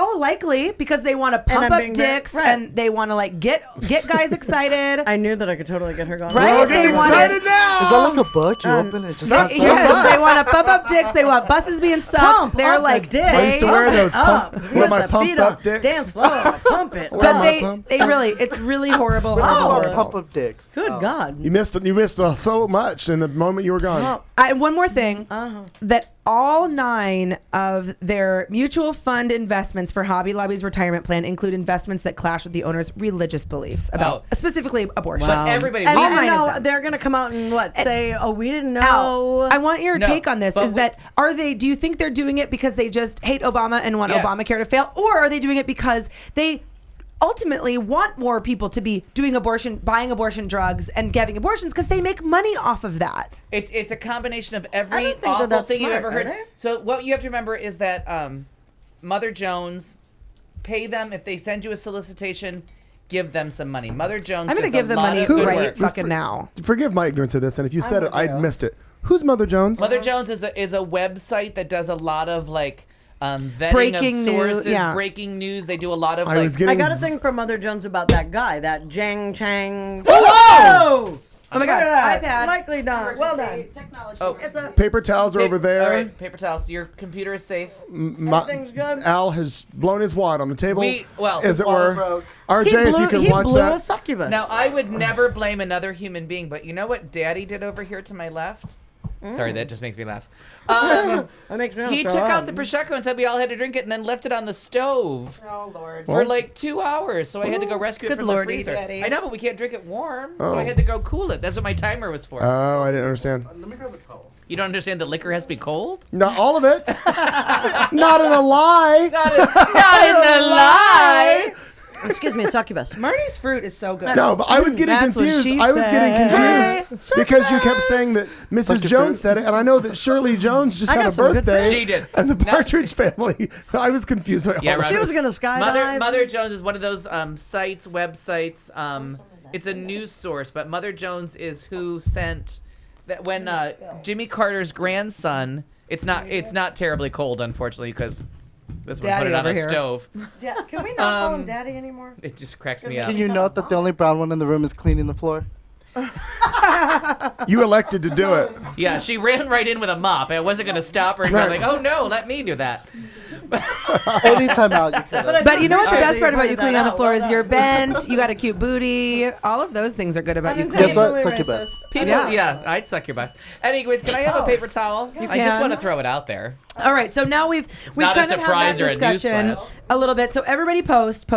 So one more post. quick thing: Game of Thrones star gay. This came out a couple weeks ago, but I didn't have time for it. Christian Nairn comes out as gay. He made the revelation during an interview with Winter is Coming, a GOT Game of Thrones fan site. The interviewer broached the subject of the gay community by telling Nairn that he has an extensive bear following. And the actor says, well, in all honesty, when you talk about the gay community, you're talking about my community. He says, I am aware of it. And actually, I think it's quite lovely. There's not a day that I don't get messages, but 99% or more are super sweet. Nothing smutty. Again, I feel very privileged. I really mean that. So another, actor coming out. It's kind of exciting. We're getting all out there. And the last, And we're reaching out to a nerd community here because Game of of Thrones Thrones. are the LARPers. The LARPers. Well, we remembered that, succubus. Mm-hmm. But they're the LARPers. So good job. Well done, him. and Miranda Kerr, the completely sexy. No idea. She's a Victoria's Secret model, swimsuit model. She was married to, or she was with Orlando Bloom. They had a child together. She's very like model pretty, right? Like really skinny, like face that looks like a model. If you like that kind of thing. Yeah. You're into don't. it, But she is. Anyway, she recently opened up about her sex life in British GQ's May 2004 issue, and he hints at a more fluid approach to her sexuality. She says that she appreciates both men and women. She very much enjoys sketching women. She loves a woman's back. But she needs a man in the bedroom, but she says never say never. I'm attracted to women as well. So this is her. So you can have a little idea. My favorite. If you like that kind of thing. If you like that kind of thing. I mean, she's like a gorgeous supermodel. Yeah, she's lovely. So anyway, sandwich. but just kind of interesting. Talks about women is often described as having just very fluid sexualities, and she's one of them. So that's it for sports. And other stuff. Well played. Very nice, Katie June. But everybody take the That's her time work. to forward the Mother Jones article on your Facebook page and make sure that word gets out there before a decision comes down May I from just? SCOTUS. Can Andrew you May? do you have I'll- it on there? Can you just forward it to I will our post pages? it on our pages. Yeah, Yeah, just include me on that, and then I can. I'm going to post it on our all of our Facebooks here. All right. And I'd like to interrupt our show for just a moment. Shocker. well, May I That's interesting. just You may. Go ahead, I Alfie. would like to Succubus. Succubus. I would like to propose a toast to our 100th show, the centennial, if you will, Oh, The centennial. and how much fun it's been for all of us. We're and going to make it after all. a couple people who listen. We have a new listener, RJ, out of New York or New Jersey, because he Jersey. moved across the Hi, Hudson. RJ. We'll just call him the bi-state Cheers, area. brother. Cheers, Andy dear. Marn. Very nice. So with this being our 100th show, by the way, we actually started on April 17th of 2012. So within a couple weeks, it's actually our 2-year anniversary too, but we're not going to do much about that. But so what I did is I dug up a few, and these are just for us to listen to and enjoy some good times that we had in the past. So Are you gonna play the Good Times theme? no, we're not playing. No, Oh, because that would be kind of fun. Ain't we lucky we got him? we Succubus. can't play the good time scene. Now I will. So we're gonna listen to this. This is one of them. This is I just thought this was funny because it's from the show number 80 called F Bombs was the title. September 17th of 12. This is just a little something that I dug up today for on Ms. Marnie Ryer, and I think it'll go good. All of these segments are really funny for all of us. So So I found this thing online, and I know that it's not just from this Olympics, but to go with the Olympic theme that we had during sports, there was a thing, the top 9 comments made by NBC sports commentators during the Olympics that they'd like to take back. We're going to toss now to your local affiliates for news. That's what they probably want to take back. Right. So number 1 was in the weightlifting. The weightlifting commentator said, this is, and I'm going to script this name, this is Grigorieva from Bulgaria. I saw her snatch this morning during the warm-up, and it was amazing. Oh, my God. That's good times. Yes. Oh my! The dressage commentator, which is Dressage. Dressage. See, I knew I'd say something wrong. This is really a lovely horse, and I speak from personal experience since I once mounted her mother. Oh, Jesus. Thank you. Thank you for the dressage. I'm ignorant to that. Stop saying you're ignorant. Well, I really am. I'd rather you say you were retarded. It would be less offensive to me. Well, not to me. Paul Hamm, the gymnast, one of the twins. I owe a lot to my parents, especially my mother and father. Oh. So he got all the brains on that side of things. Oh, God, I missed that. Okay. The boxing analyst. Sure, there have been injuries and even some deaths in boxing, but none of them have been really that serious. I just love the idea, like, to be able to see that really, like, damn. Because you want to be the other person in the booth going, you fucktard. Yeah, but not just that, but as I was reading these, I'm like, oh, that's me. Like, I would so do that. That's funny shit. Softball announcer says, if history repeats itself, I should think we can expect the same thing again. I'm having deja vu all over again. Right, that's right. And again and again. A basketball analyst said he dribbles a lot and the opposition doesn't like it. In fact, you can see it all over their faces. Oh, my God. Wow, my arch nemesis is really helping you. I know, right? Oh, God damn. At the rowing medal ceremony, isn't that nice? The wife of the IOC president is hugging the cocks on the British crew. That just sets itself up for fun. Totally. Golly. Soccer commentator, Julian Dix is everywhere. It's like they've got 11 dicks on the field. And last but not least, tennis commentator. This one was my favorite. One of the reasons Andy is playing so well is that, well, before the final round, his wife takes out his balls and kisses them. Oh, my God, what have I just said? I love that I corrected you I know. in present day to dressage. Same thing. That's funny. And I love that I practiced that over and over before I said it. Oh, well, that was a funny. That was the episode that you finally tuned in and started to play on the show because we were like, that bitch never talks. Well, and then we had been like, Marnie just sits there, and then all of a sudden she came in with like 18 pages of notes and like a comedy routine. We accused her of having a ghostwriter. Yeah. And and I was like, oh, it's Diane. Yeah, My mom. My arch nemesis Diane. That's right. That was my has favorite. Activated Marnie. She's reanimated her. You have a hand up your ass or something. I did. I think I told you had a hand up your ass like 14 times. They reanimated the succubus. Who are you? Oh, that was a fun clip. So now this next one, this was really early on. This was and clearly one of my favorites. And the funny part about this story is that Al was late to the dance. He didn't get what the story was about when we first started into it because he was consuming his own world. I hope it's my favorite. Drinking vodka. This is from show number 70. We were only 7 shows in. June 5th, 2012. The show. What's it called? What's the show called? The show is called The Fur is Flying. I love the Vox vodka today. It's delicious. Well, sure it is. Of course it is. Ask for it by name. You can also look this up online if you want to. A video shows a dead cat flying as a remote-controlled tribute. I'm going to pass these around. Look at Is this these. the guy that? Is this a tribute to the guy that invented the remote control? No, it's not at all. A man's tribute to his dead cat is definitely one for the history books, as he had his cat stuffed and made him into a remote-controlled helicopter. Oh, what the? The cat literally flies around the backyard with his former owner at the controls. Oh, if you don't know how to look at a pussy by now, sweetheart, I cannot help you. The cat flies around the backyard with his former... Sorry. This is where I just have to shut your mics off to get through the goddamn story. The cat's favorite pastime was watching pigeons take flight, so Jansen found... I just saw the picture.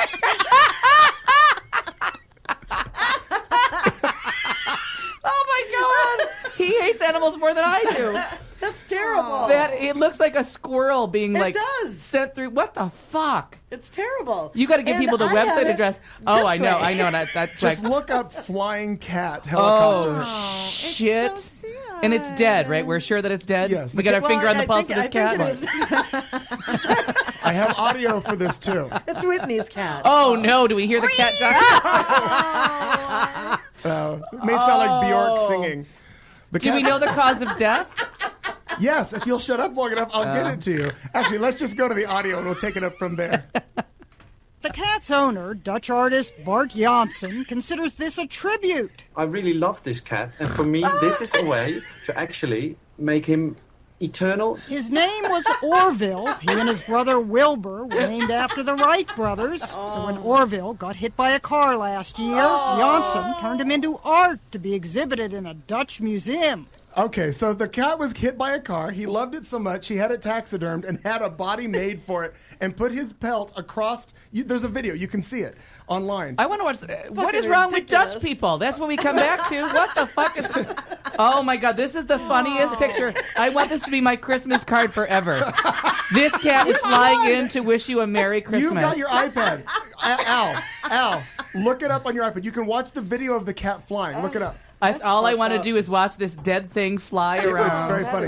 As you might expect, animal rights groups like PETA find it a macabre way to honor a beloved family pet. Yeah, duh. But since Orville was dead before he was stuffed, it's and fitted with his flying technology, it's not considered cruelty to animals. Well, no, because it's dead. One woman had this to say about what Janssen has done with his deceased pet. I think it's his own damn business. The animal's dead. Well, yes. Oh, the animal was dead. What are you? We've lost them to the picture. What are you looking at? Who does that look like in that picture? Who fucking cares? Look at that picture and tell me who that looks like. Which picture? That one The of one Donna with Summer? the black lady. That's Oprah. Does that not look like Donna Summer? It does. I think it's Oprah. She loves to love cats. Well, and whenever I meet someone's cat, I like to tell them, what a perfectly good waste of a bathroom rug.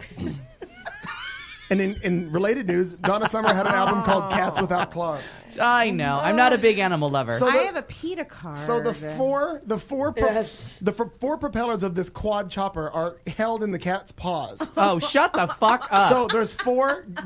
Look it up. And we need watch to get the it. video. We need to get into a TV studio just based on what they've done to this cat. See, now this is what I say. I just tell people I don't like animals, but I have not turned my cat into a helicopter and flown it around fucking Norway. Thank you. Right. In the video, they were actually flying the cat at herds of cows, and the cat. All right, that's funny. Really, they were. Swear to God. It's a new herding technique. I need a 30-second dance break just to enjoy the shit. I need to add dance to how much I'm enjoying this story. You really? You think I'm making this shit up? Google. No, you can't, because you could never You do. can't make that up. I don't think. Oddly, also the cat it's for sale. I see the propellers. Now I get Yes. Yes. Wait, he made it to keep his cat's memory. Well, Now yeah, he's selling he it? hasn't set a price, but it's up for He sale. hasn't set a price because he remembers his cat flying around in this position. Well, the cat used to like watching pigeons fly, so he thought he would let the cat go and fly with the pigeons. Oh, thank God it didn't Can like to you- watch squirrels Wow. fuck. Can you imagine what would be going? No, wait. Can you imagine Is what this the same guy that ended up in Florida eating the other guy's No. face off? No 'Cause bath he salts. sounds Can the you same. imagine what would be going through the head of a pigeon if all of a sudden you look around and there's a fucking cat Yeah. flying right next to you? It'd be like, Bernie, put down the vodka. The cats are flying. I'll stop drinking when cats fly. Well, yeah, when cats Oh. fly, bitch. When cats We're grow done. propellers. That. Look at the look on the cat's. I wish we had a television. horrified. The look on this cat's face was like death was not humiliating enough. You motherfucker. Pete is Why probably am I wishing like they turned this into a fur coat. You know what I mean? Well, it looks remarkably healthy for being run over by a car. I think it ran over this flat part here. I'm saving these. I want these framed in my home. Next to your picture of Donna Summer. I need mementos from how much I love this fucking story. I will not throw that on the floor. But no, but you really go on your little iPad there. You need to watch the video. In You've lieu got of to. masturbation this week, I'm just going to watch that cat fly. My own And we'll hear about it self-sacrifice. next week. I enjoy that. Well, I'm not going to Fascinations to do it. Why not, Al? I don't understand why not. Funny Oh, shit. that is good shit. That is still one of the funniest things Oh God! And it is when you hear it in his voice that when he finally pays attention to the picture and realizes what he's looking at. That was so goddamn funny. So early on, 7 shows in 2 years ago. And forget it, the squirrels fucking part. Yeah, thank God he didn't watch squirrels fucking. That's funny. That's very funny. But I really was not, I didn't know what you were talking about. And then that picture came up and I'm like, no. And I always tell people, like, I don't like animals, but that guy loved animals and he did that. Yes. It's so funny. He looks good for being run. And that was Erin's first episode with us. I think it was. That was Erin's first episode. And she's like, I have a PETA card. They give you a card? They give you a card? She's really a card-carrying PETA member? Well, I don't know if she's given any money recently, but this third clip is much more recent, and but she set traps for everything that came into her home. No, I think it's because there's an association with you. I can't give money. I know Al Perkins. Yeah, they can find out that stuff. No one will ever believe I love animals and like him. This is a much more recent clip. In fact, Katie was in here. It was from this very studio, if I'm not mistaken. This is just from back in October of last year. Show number 139, we like to call it retaliatory garden lighting. This is my favorite. So funny. In the final thing, I found out about this today, and if you've heard of it, I posted it on the Facebook page today. I just thought it was funny.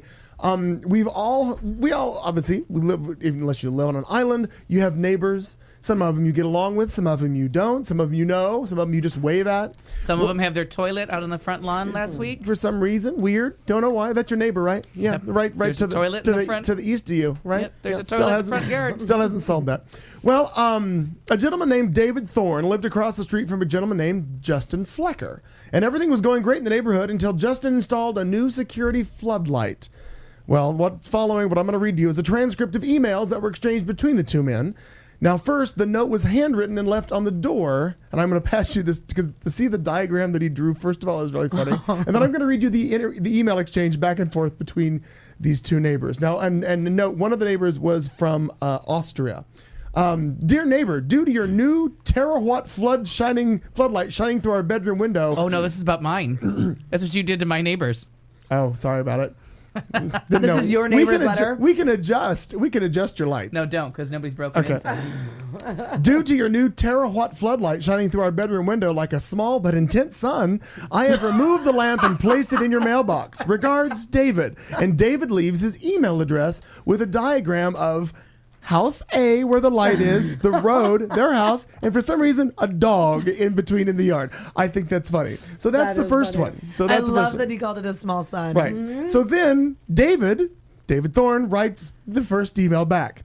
I received your note, but you can't go onto other people's property and take things. That's trespassing. Massanutten is a wooded area, and I installed that light for security. It's a safety issue. I can't help it if some of the light goes across the road, so close your curtains if it bothers you. Well, David writes back to Justin. Hello, Justin. Thank you for your email. While I accept that curtains are usually a key to community accord, in this instance, they would need to be constructed of 8-inch thick lead sheeting. This guy's funny. Last night with my curtains closed, a bedside light turned off, I read a book, wearing sunglasses under a blanket. Though unconvinced that blinding local fauna is the best solution, I do understand the heightened need for security living in a wooded area such as this gated community. Having formerly lived my entire life in Australia, I am unfamiliar with much of the local wildlife, but I did see my first raccoon last week. I stepped outside to have a cigarette, and the raccoon, sitting less than 5 feet away beside me, over an upended bin, eating the remains of a Domino's artesian Tuscan salami pizza, hissed at me. Surprised, I threw myself backwards, rolled several times toward the door, and sprang to my feet, holding the welcome mat above my head to appear taller. Sometime during the roll spring mat maneuver, probably during the roll part as it was over gravel and I was wearing shorts and a thin t-shirt, so I had to take it slow, the raccoon left, which probably isn't as exciting of a story, but there it is. It's not Borneo, and I'm not Jack London. I did see a snake the other day, though. I picked up a stick to poke it, which also turned out to be a snake. Jumping back in panic, I threw it away from me, but our dog thought it was playing fetch, and I had to run and jump over a creek to get away from it. Oh my God. As such, this weekend I intended to set up a canister of poisonous gas in my yard with an industrial fan behind it. I can't help it if some of the gas goes across the road. With regards, your neighbor David. Oh my God. Well, Justin sends a note back. Is this meant as a threat? Put something up in your window if you don't like the light. We've lived here 5 years before you, and before you even moved into this neighborhood, and we got along perfectly with Ryan, who lived in your property before you did. We went to his barbecue, and I loaned him our mower. We get along with all of our neighbors. I don't know what you people do in your own country, but this is our country, and we don't go into other people's property and touch their stuff. Oh, no. Signed, Justin. Well, dear Justin, in my country, Terre Haute globes are reserved for police helicopter chases and warning sailors of hazardous shores. This is despite the fact that practically every living creature there can kill you in under 3 minutes. Our primary spoken language is screaming.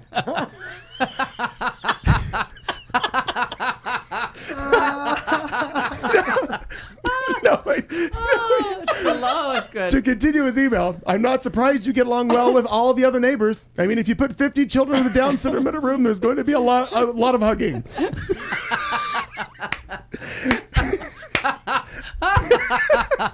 And no, it's not a threat. It was an exaggerated response to an uncompromising stance. I was taught never to make a threat unless you're prepared to carry it out, and I'm not a fan of carrying anything. Even watching other people carry things makes me uncomfortable, mainly because of the possibility that they might ask for my help. Oh, it's true. That's a true story. Did I write this letter? I did consider installing a floodlight as bright as yours, but this would require some form of carrying things. Electrical wiring, knowledge of electrical, the access to a power supply capable of producing that amount of wattage, probably nuclear fusion. As I am told off by my partner for wasting money when I leave the light on in the bathroom overnight, I can only speculate to what her reaction would be to an electrical bill 8 times our annual income for retaliatory garden lighting. She would probably have to get a third job. Retaliatory garden lighting. Oh, he needs to be an essayist. Oh God, he's funny. It would be a much cheaper it would be much cheaper to stand in my driveway and throw rocks. I can't help if some of the rocks go across the road. You should probably put something up in your window. With regards, David. I want David and Chris Cluey to get together and write things. Brilliantly. Now Justin writes back to David, and what I like about the emails is, you know how when you respond to something, it's like reference colon reference colon. So the reference colon reference colon reference colon keeps going, and the subject is lamp. So, dear David. Did you take our lamp again, you asshole? What part of not being allowed to go on our property did you get? Signed, Justin. Dear Justin, no, I did not take the light again. I relocated it again. Its current location may be discovered by deciphering the following set of clues to its whereabouts. Perhaps you can invite your friend Ryan over and treat it as a kind of a treasure hunt. Clue number 1, it's in the mailbox again. Clue number 2, look in the mailbox. As I realize this probably won't narrow down the search much for you, I will give you a third clue in the form of a riddle. What's in your mailbox? What burns with the light of 1,000 suns and is in the mailbox? Regards, David.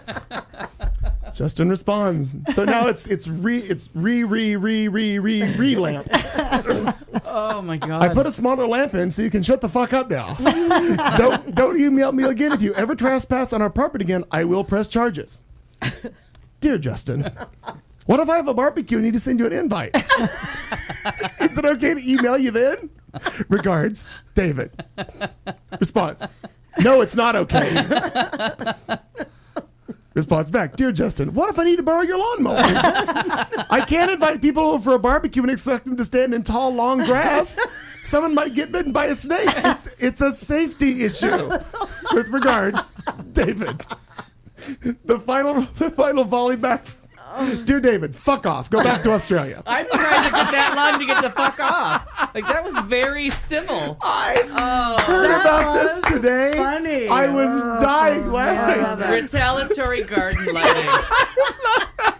That's poetry. That is sexy. That is poetry. I think that should be the name of the show. Retaliatory garden lighting. Oh. It's very strange to be laughing and hearing your own laughing, but it's not the current laughing. It's past laughing. Because I'm laughing that we are doing exactly the same laughter and the same ahs after every single section. 2 out of 3 stories, I corrected the same thing. You did. You were correcting shit in that story. You're like, oh, I would say, and then you said it. Because I was thinking, like, oh no, thank God the me 6 months ago was still me, and I said that. That is one of the funniest stories of all time. It's been a long time since my face hurt from laughing. That is funny. And you know the Huli Gulia, who may not, I don't think is listening tonight, but usually listens. She put that entire story up at the office at work. And people read it and they were like, it's not all that funny. She's like, oh, wait a minute. Let you. And so she played you reading it to them and they were like, oh, it's a whole nother animal. I think it really is just listening to you tell it. But to hear you reading it, like, and the fact that you keep it together, because I couldn't get through and 2 sentences. Laughing, like, when you hear other people laughing, you're laughing. I mean, you break up a couple times, which makes it fucking funnier, as far as I'm concerned. And when this one loses it and is done. God, that's just like with the cat, with anything. Good. When you are done, when you read that fucking menu. The menu. That menu was one of the. I have still looked it up. I've looked it up as recent as a couple months ago to read it to people because What's that guy's name? What's that guy's name? Guy Fiero. That honestly, that was so funny. Crying like that. Side of sauerkraut with tomatoes, $4.95. Whatever it was, he did. I can't do it. All right, give me a second, and you got to spell his last name for me because Fiore, I believe. That was fucking Guy hysterical. Fiore. But it was a satirical menu put together for him, right? It was because somebody took over his website and made up the menu for his restaurant. Oh, now it says parody. We got to celebrate the 100th episode because it turns out we can go on forever. Turns out, God, Clayton owns the station. February 20th. Yeah, that sounds right. Wait, we got to find the actual menu. That was honestly one of the funniest things. He was dying. I wish we could find the actual clip from that. That's the thing. I got it. Forget it. We just got to read a couple things off of. Oh, and the shitty part is everybody just put an article except for they just wrote about it instead of putting the actual menu up. But the menu is the best. I think I might have found it. It was very, very funny stuff. Oh, by the way, if you're just joining us or you're not knowing what the fuck we're doing, we were playing audio clips from times gone of really funny stuff that we have gone through. I have it. And now Al is getting ready to read something else again that he did many months ago. The Guy Fiero kitchen and bar menu. He's a real human being and a real hero.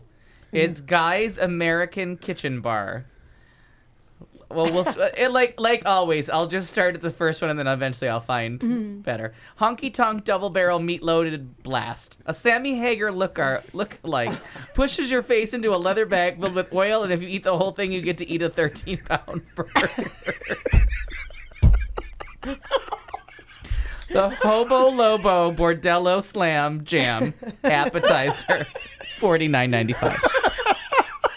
We take 38 ounces of super saddened, cheese-gutted wolf meat, lamb basket with honey pickle wasabi, and pile drive it into an Ed Hardy-designed bucket,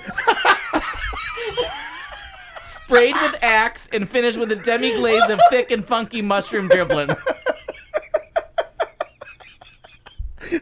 How much? Guy's Big Balls.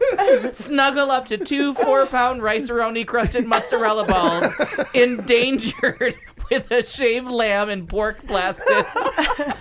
Now, this is what I can never read right. Mozzarella balls endangered with shaved lamb and pork and blasted with Guy's signature Canadian cream sauce until dripping off the plate. Served nestled inside a tempura pickle with a side of maximum well-done duck skin. Extra wet naps, $3.50.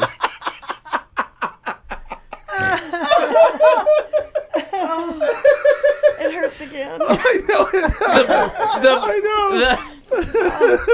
I want you to put up the other one and then this one, and I have a feeling next week we'll be laughing the same way. The Blitzmas Beast, $28.50. 2 jumbo big gulp Slurpee cups filled with nacho cheese and tied to each other with 25 bacon strips fashioned into a giant bow, shellacked with Slim Jim style jus, and topped with a dollop of smoked kitchen leaving.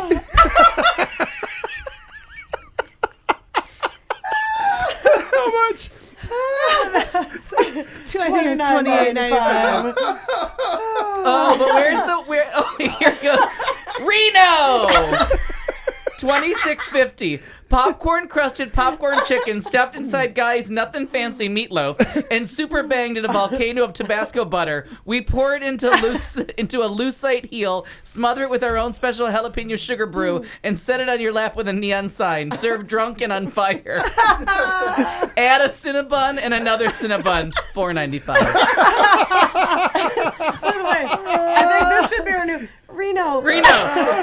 Because they're all exclamation points. I love that. Oh no! I got the two. I got it. The Super Bash Bro Day. I can't do it. A bidet jammed to the rim with bubbling, overflowing Velveeta over a hidden layer of hamburger-fisted pig skins, and a generous sprinkling of dirty South couch crumbs. The bidet is an MP3 player that plays Smash Mouth while you eat. Serves 1.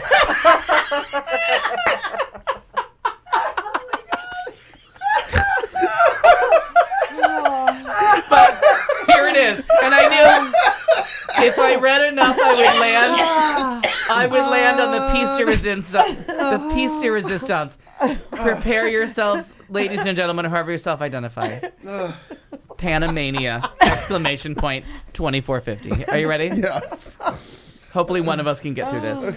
All right, are you ready? We got a deep breath. Deep fried snake with a printed out picture of David Lee Roth stapled on it and a sparkler sticking out of each eye.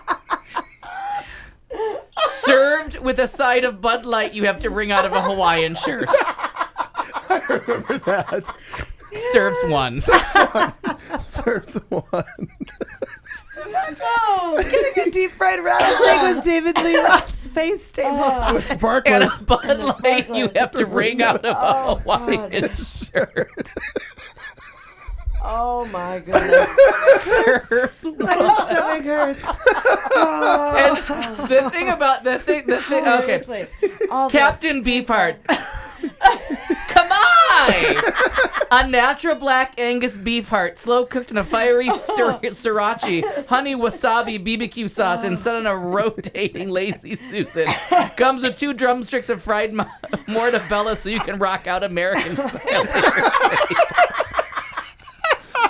Now, if you don't remember how this started, Guy Fieri was going to open a restaurant, and somebody got to it and hijacked it and put this out as the real menu before it opened. Oh my God! That's right. When you started reading that, Football, The Meal, 1995. Warm, broken hamburgers served in a clear plastic bag enclosed in a larger black trash bag thrown at you from 40 yards. Touchdown. Oh, shit. I think that encompasses all of our favorites. For our 100th show, I think we will leave you with the final few minutes with something we like to call thoughtful vulgarity. I never saw this before. The side salad. Wait, what? The side salad. It's called the Olive Garden. It's $15.90. 22 pounds of wine-stunned Kalamata olives tumbled over chopping iceberg lettuce and served in a trough. Wait, I fucked it up. The Olive Garden, $15.90. 22 pounds of wine-stunned Kalamata olives tumbled over chopped iceberg lettuce and served in a trough, family style. Ranch hose, optional but recommended. Ranch hose. 20 pounds of Kalamata olives. No. Do what? It's as if you can eat here, you're a shark. Okay. All right, so now we're gonna get to the thoughtful vulgarity version of our show. And now, thoughtful vulgarity, where we in the studio try to make ourselves slightly less shallow which is not hard to do. We will ask one question of the panel and have them try to answer it while fucked up drunk. Because you know at home how well it goes when an important question comes up 90 minutes after alcohol has been served. Politics, religion, why not? You're fucked up. What could possibly go wrong? Who could you offend? You've been warned. Good luck. We've only got a few minutes. Well, I have a different question ready, but we're going to go with this one in just a second. Let me just paste that on there in case anybody wants to read that aloud to friends or coworkers. So we'll start with Clayton here. Oh, I like the change up. Aside from the 3 that we just played, like show. what was your favorite moment of these 100 episodes? These United States. Wow, I don't But you really... can't pick those 3. 4, 5. I don't know when we watch. That'd be 4. Wow, what's my a favorite time? And I think the Winks Chili cook-off. Chili cook-off is off the table. 2003. By the way, that was on that same the episode, whatever, the same show, 80 that he played. Oh, is it really? The week before was when I didn't answer. Oh, that's And right. so That's right. You I'm like, finally had an answer. yeah. Actually, you know what was I don't know. It's not a favorite part or the funniest part, but one of the things that I recalled and I'd forgotten about was, and I almost threw that in here, was the most controversial, thoughtful vulgarity question ever asked on this show. And it was you that asked, of course, you that asked the question. That's weird. But the question was, and it apparently, because I got into one of the shows where we were talking about the previous week where we were all on fire. We were in the old Studio B, and it was the one where you asked in regards to, specifically about I had a liking for a guy who had a busy life. I remember this completely. And we were almost came to blows. It was a very fisticuffs, if it you was will. a very intense. That was, and it was so It was intense that very we intense. talked about it the next week about how he asked the question and we all took. Well, it was also that same show where we talked about. Everybody chose sides and peed in the sand. Oh yeah, it was like it was pretty intense. So that I think was one of the biggest ones. But also the funny thing is that was also the same week that we talked about the Elmo scandal and Sandusky, and you made the comment that we pick our pedophiles differently. If I was ever going to run for office, there are now 300 hours of me talking that they're like, roll tape. Here's why this one you can't can't run. Yep, Roll you're tape. out. I'm way out. Hey, Someone by asked the me way, recently. Al Perkins is running for office. Roll tape. Someone asked me recently, "Hey, would you ever run for office?" I'm like, "Have you heard of the show with Clayton McKee?" Not just There's that, your though, answer. But if Jake Rush can I suppose that's right. clear He, that up, like- then come on. Oh, because I think at one point verbalizes his childhood rape fantasies. Yeah, and he's running. But aside, Great as a candy. general statement, it's when we get to do stuff like that where we just laugh hysterically. That's the most fun part. and you've saved stuff. Like that guy, I did not tell anybody. Oh, my favorite was Harrison says the favorite of telling the story of the one-armed crush. That's to make sure that when I die, that story is told correctly. Because it came up yesterday. Oh, while you're watching the clock, we went to like 10:20 last week. But True. we went to Wednesday morning early. No, that really was. That was a story from my life that I really thought should be told correctly, and now it's been memorialized. In that, yes. Katie June. Yeah. Of your 60 odd shows, I'm gonna guess. Yeah. Don't check my math. This is a hard question, actually.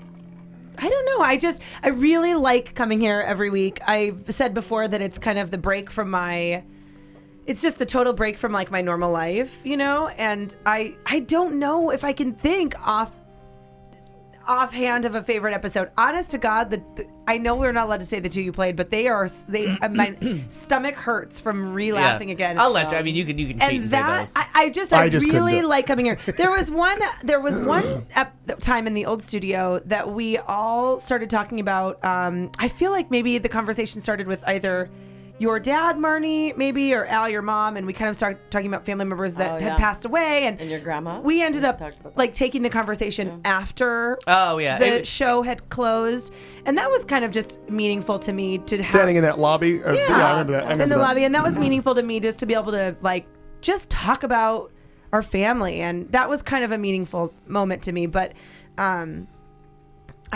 just like being able to come and laugh, and I love a little bit, like I have a smidge of a love for like don't know what you guys are talking about half the time because I'm just so much younger. I'd like to wake But I do have I'm to just say that so much younger. thanks to your guidance, subterfuge. What's the word? Sure, why not? No. Succubus. Succubus. But I do have to say that in your honor, I keep page number 8 on my iPad as Google, and I Google everything that you guys talk about. Like I do that now. Like I want to see a picture. I want to know and everything. Yes. We don't have the visual aids anymore. Like What's it's all page there. Page number 8. Just like a bookmark that he's got. No, because I have all these. Well, I always have philosophical questions, 50 questions that are hard to answer. You can keep those in there? Yeah.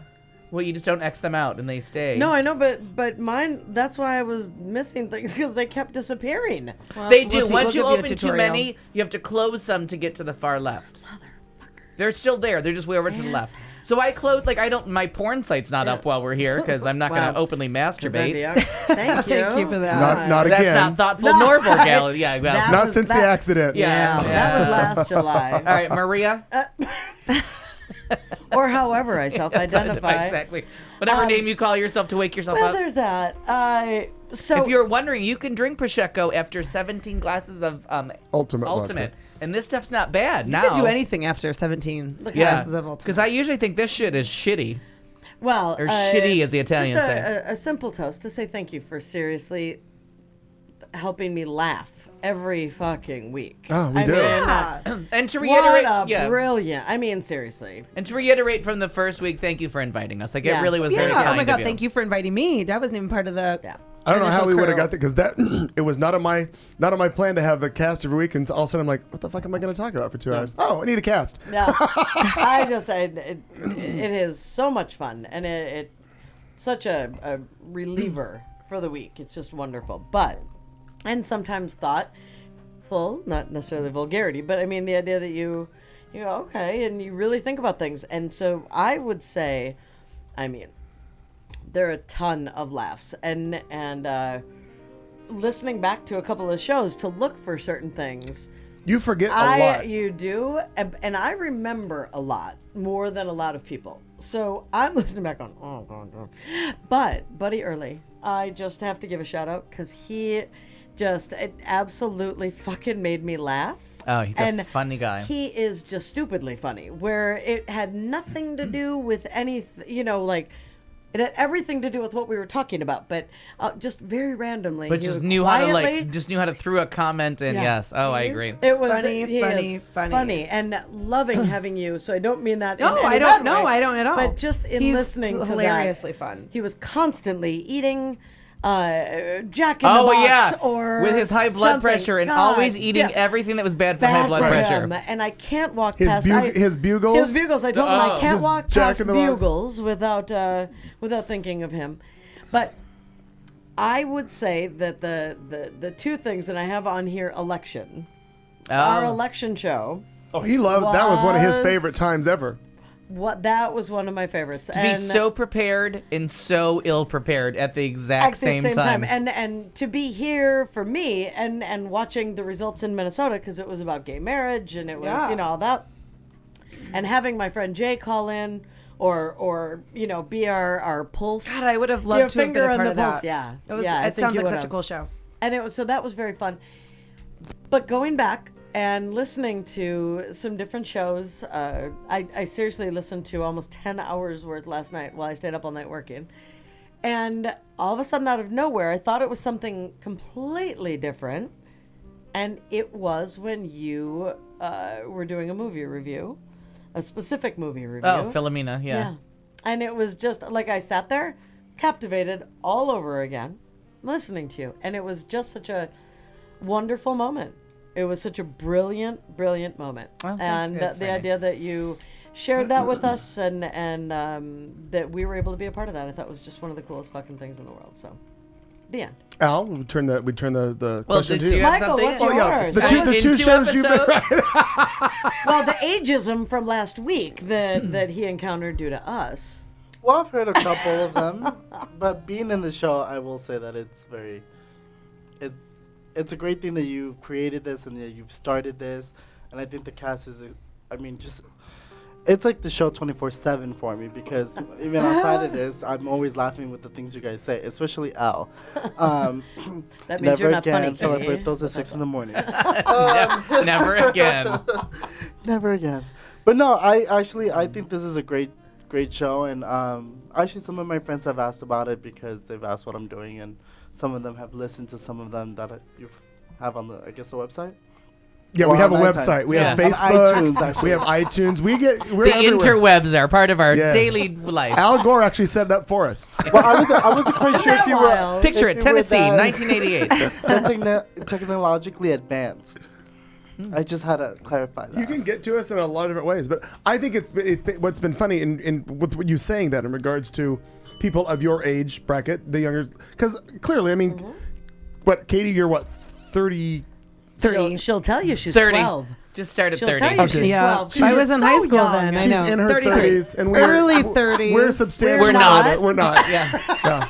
We're closer to 50 than 30. We're different than But that. anyway, what's interesting is I have heard from other kids about your age that they listen to us and they get it. They get that we're funny and we've given them insight into different things, especially like with this one. These two, when they go back and forth with the political shit, I kind of get even lost with that. But it makes me happy when I hear somebody say, well, I listened to it. It was really funny.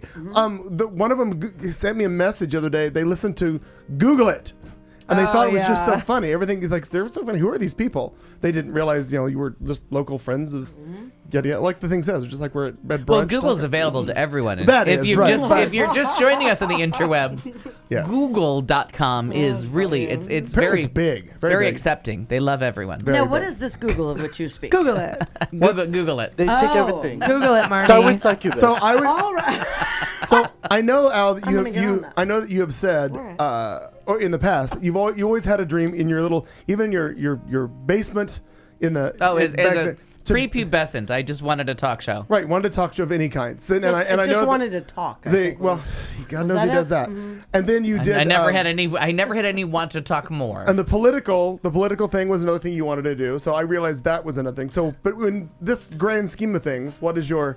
Oh, my favorite episode was the election one because it was everything that's right and everything that's wrong, all brought into like 3 hours and maybe 25 minutes. It's a longer show.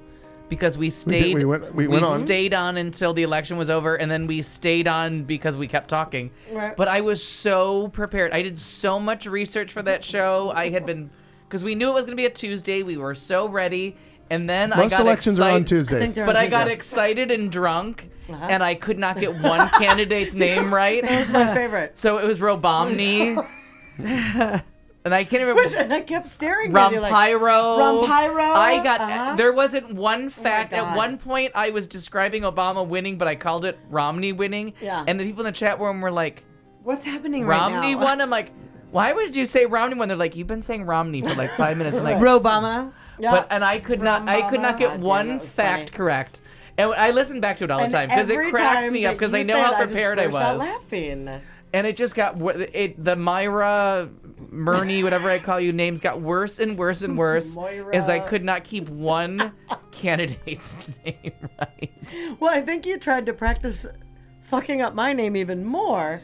One of my favorite things that I saw was when you looked up and you made you were very emphatic about, Marnie Ryer, blah, blah, blah. And this was a while back and something about Marnie Reiner, and you said, see him fucking it up or what. The funniest part was he had been fucking it up. He got it right. You got it right, and you thought that you were. It was. I think I was here for that, and I remember you were like, "Wait a minute, you got it right. You got it right." He's like, I did. It's shocking. He's like, what did I say? God, it was hysterical. But very funny. That really was, even after all this time, that is still the episode that I'll put on when I'm going to sleep, and I'll like to play something just so there's white noise because there's no TV in my bedroom. I will put on that episode and listen to it, and I will just cringe through the entire thing because your election episode? it's 3 hours and 20 minutes of me being the dumbest person Not even a little. on planet Earth because I can't get one person's name right. Just drunkest, And not dumbest. You're certainly not dumb. Maybe drunk. Not yeah, dumb. but if you listen to it and you don't know me, your thought would be like, this fool thinks Romney's winning 20 minutes after he's won. Yeah. And then my absolute After he's horror, lost. the absolute horror when I realized I had not taken, even though I knew how it was going to go on. I'd been watching Nate, whatever his name is, Nate Silver. I knew how the election was going to go that I didn't tape Fox News. And there's a moment where I am so mad at all of you and me that I have not recorded Fox News' election coverage that I almost tried to stab you all. Oh, Studio B. God bless. But and thank you for inviting. It's just been a lot of, I can't believe it's been 2 years of this. Almost 2 years. Yeah, in 2 weeks will be 2 solid years. That's a lot of time. And we've only stopped two weeks. We did this past December. It's the only time we've stopped. And everyone's taking a break but you, so good luck on that. Yeah, well, this almost doesn't get on the air without me, but it's all right. I don't like to travel. I think that's it. We've wrapped it. We've pretty much beat show 100 to a pulp, haven't we? Are we done? Yay! I think- Show 100. One more toast, everybody. One more. Wait, I need it's a not little- champagne, and I don't usually condone this kind of was gonna say Italian condone it. shit. But if you've had enough vodka, this tastes like something. There's that. No, not good. Just like something. Pour me something good. It just tastes. So to all of you, and may we never be further apart, and may we always be this close. Something like that. Once on the Cheers. lips, always on the hips. Cheers. Thank you. I know that one. And to all a good night. Once it used to be a grape.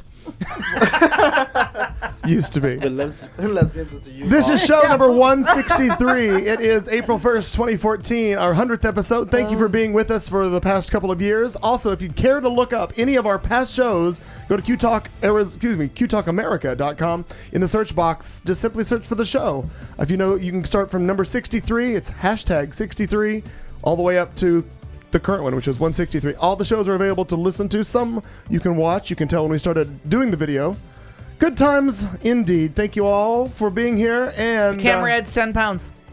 Even to that 47. even to that ultimate vodka bottle, right? All right, boys and girls, we'll leave you with the same way we do each and every week. We will see you next Tuesday. You've been listening to The Show on Q Talk America.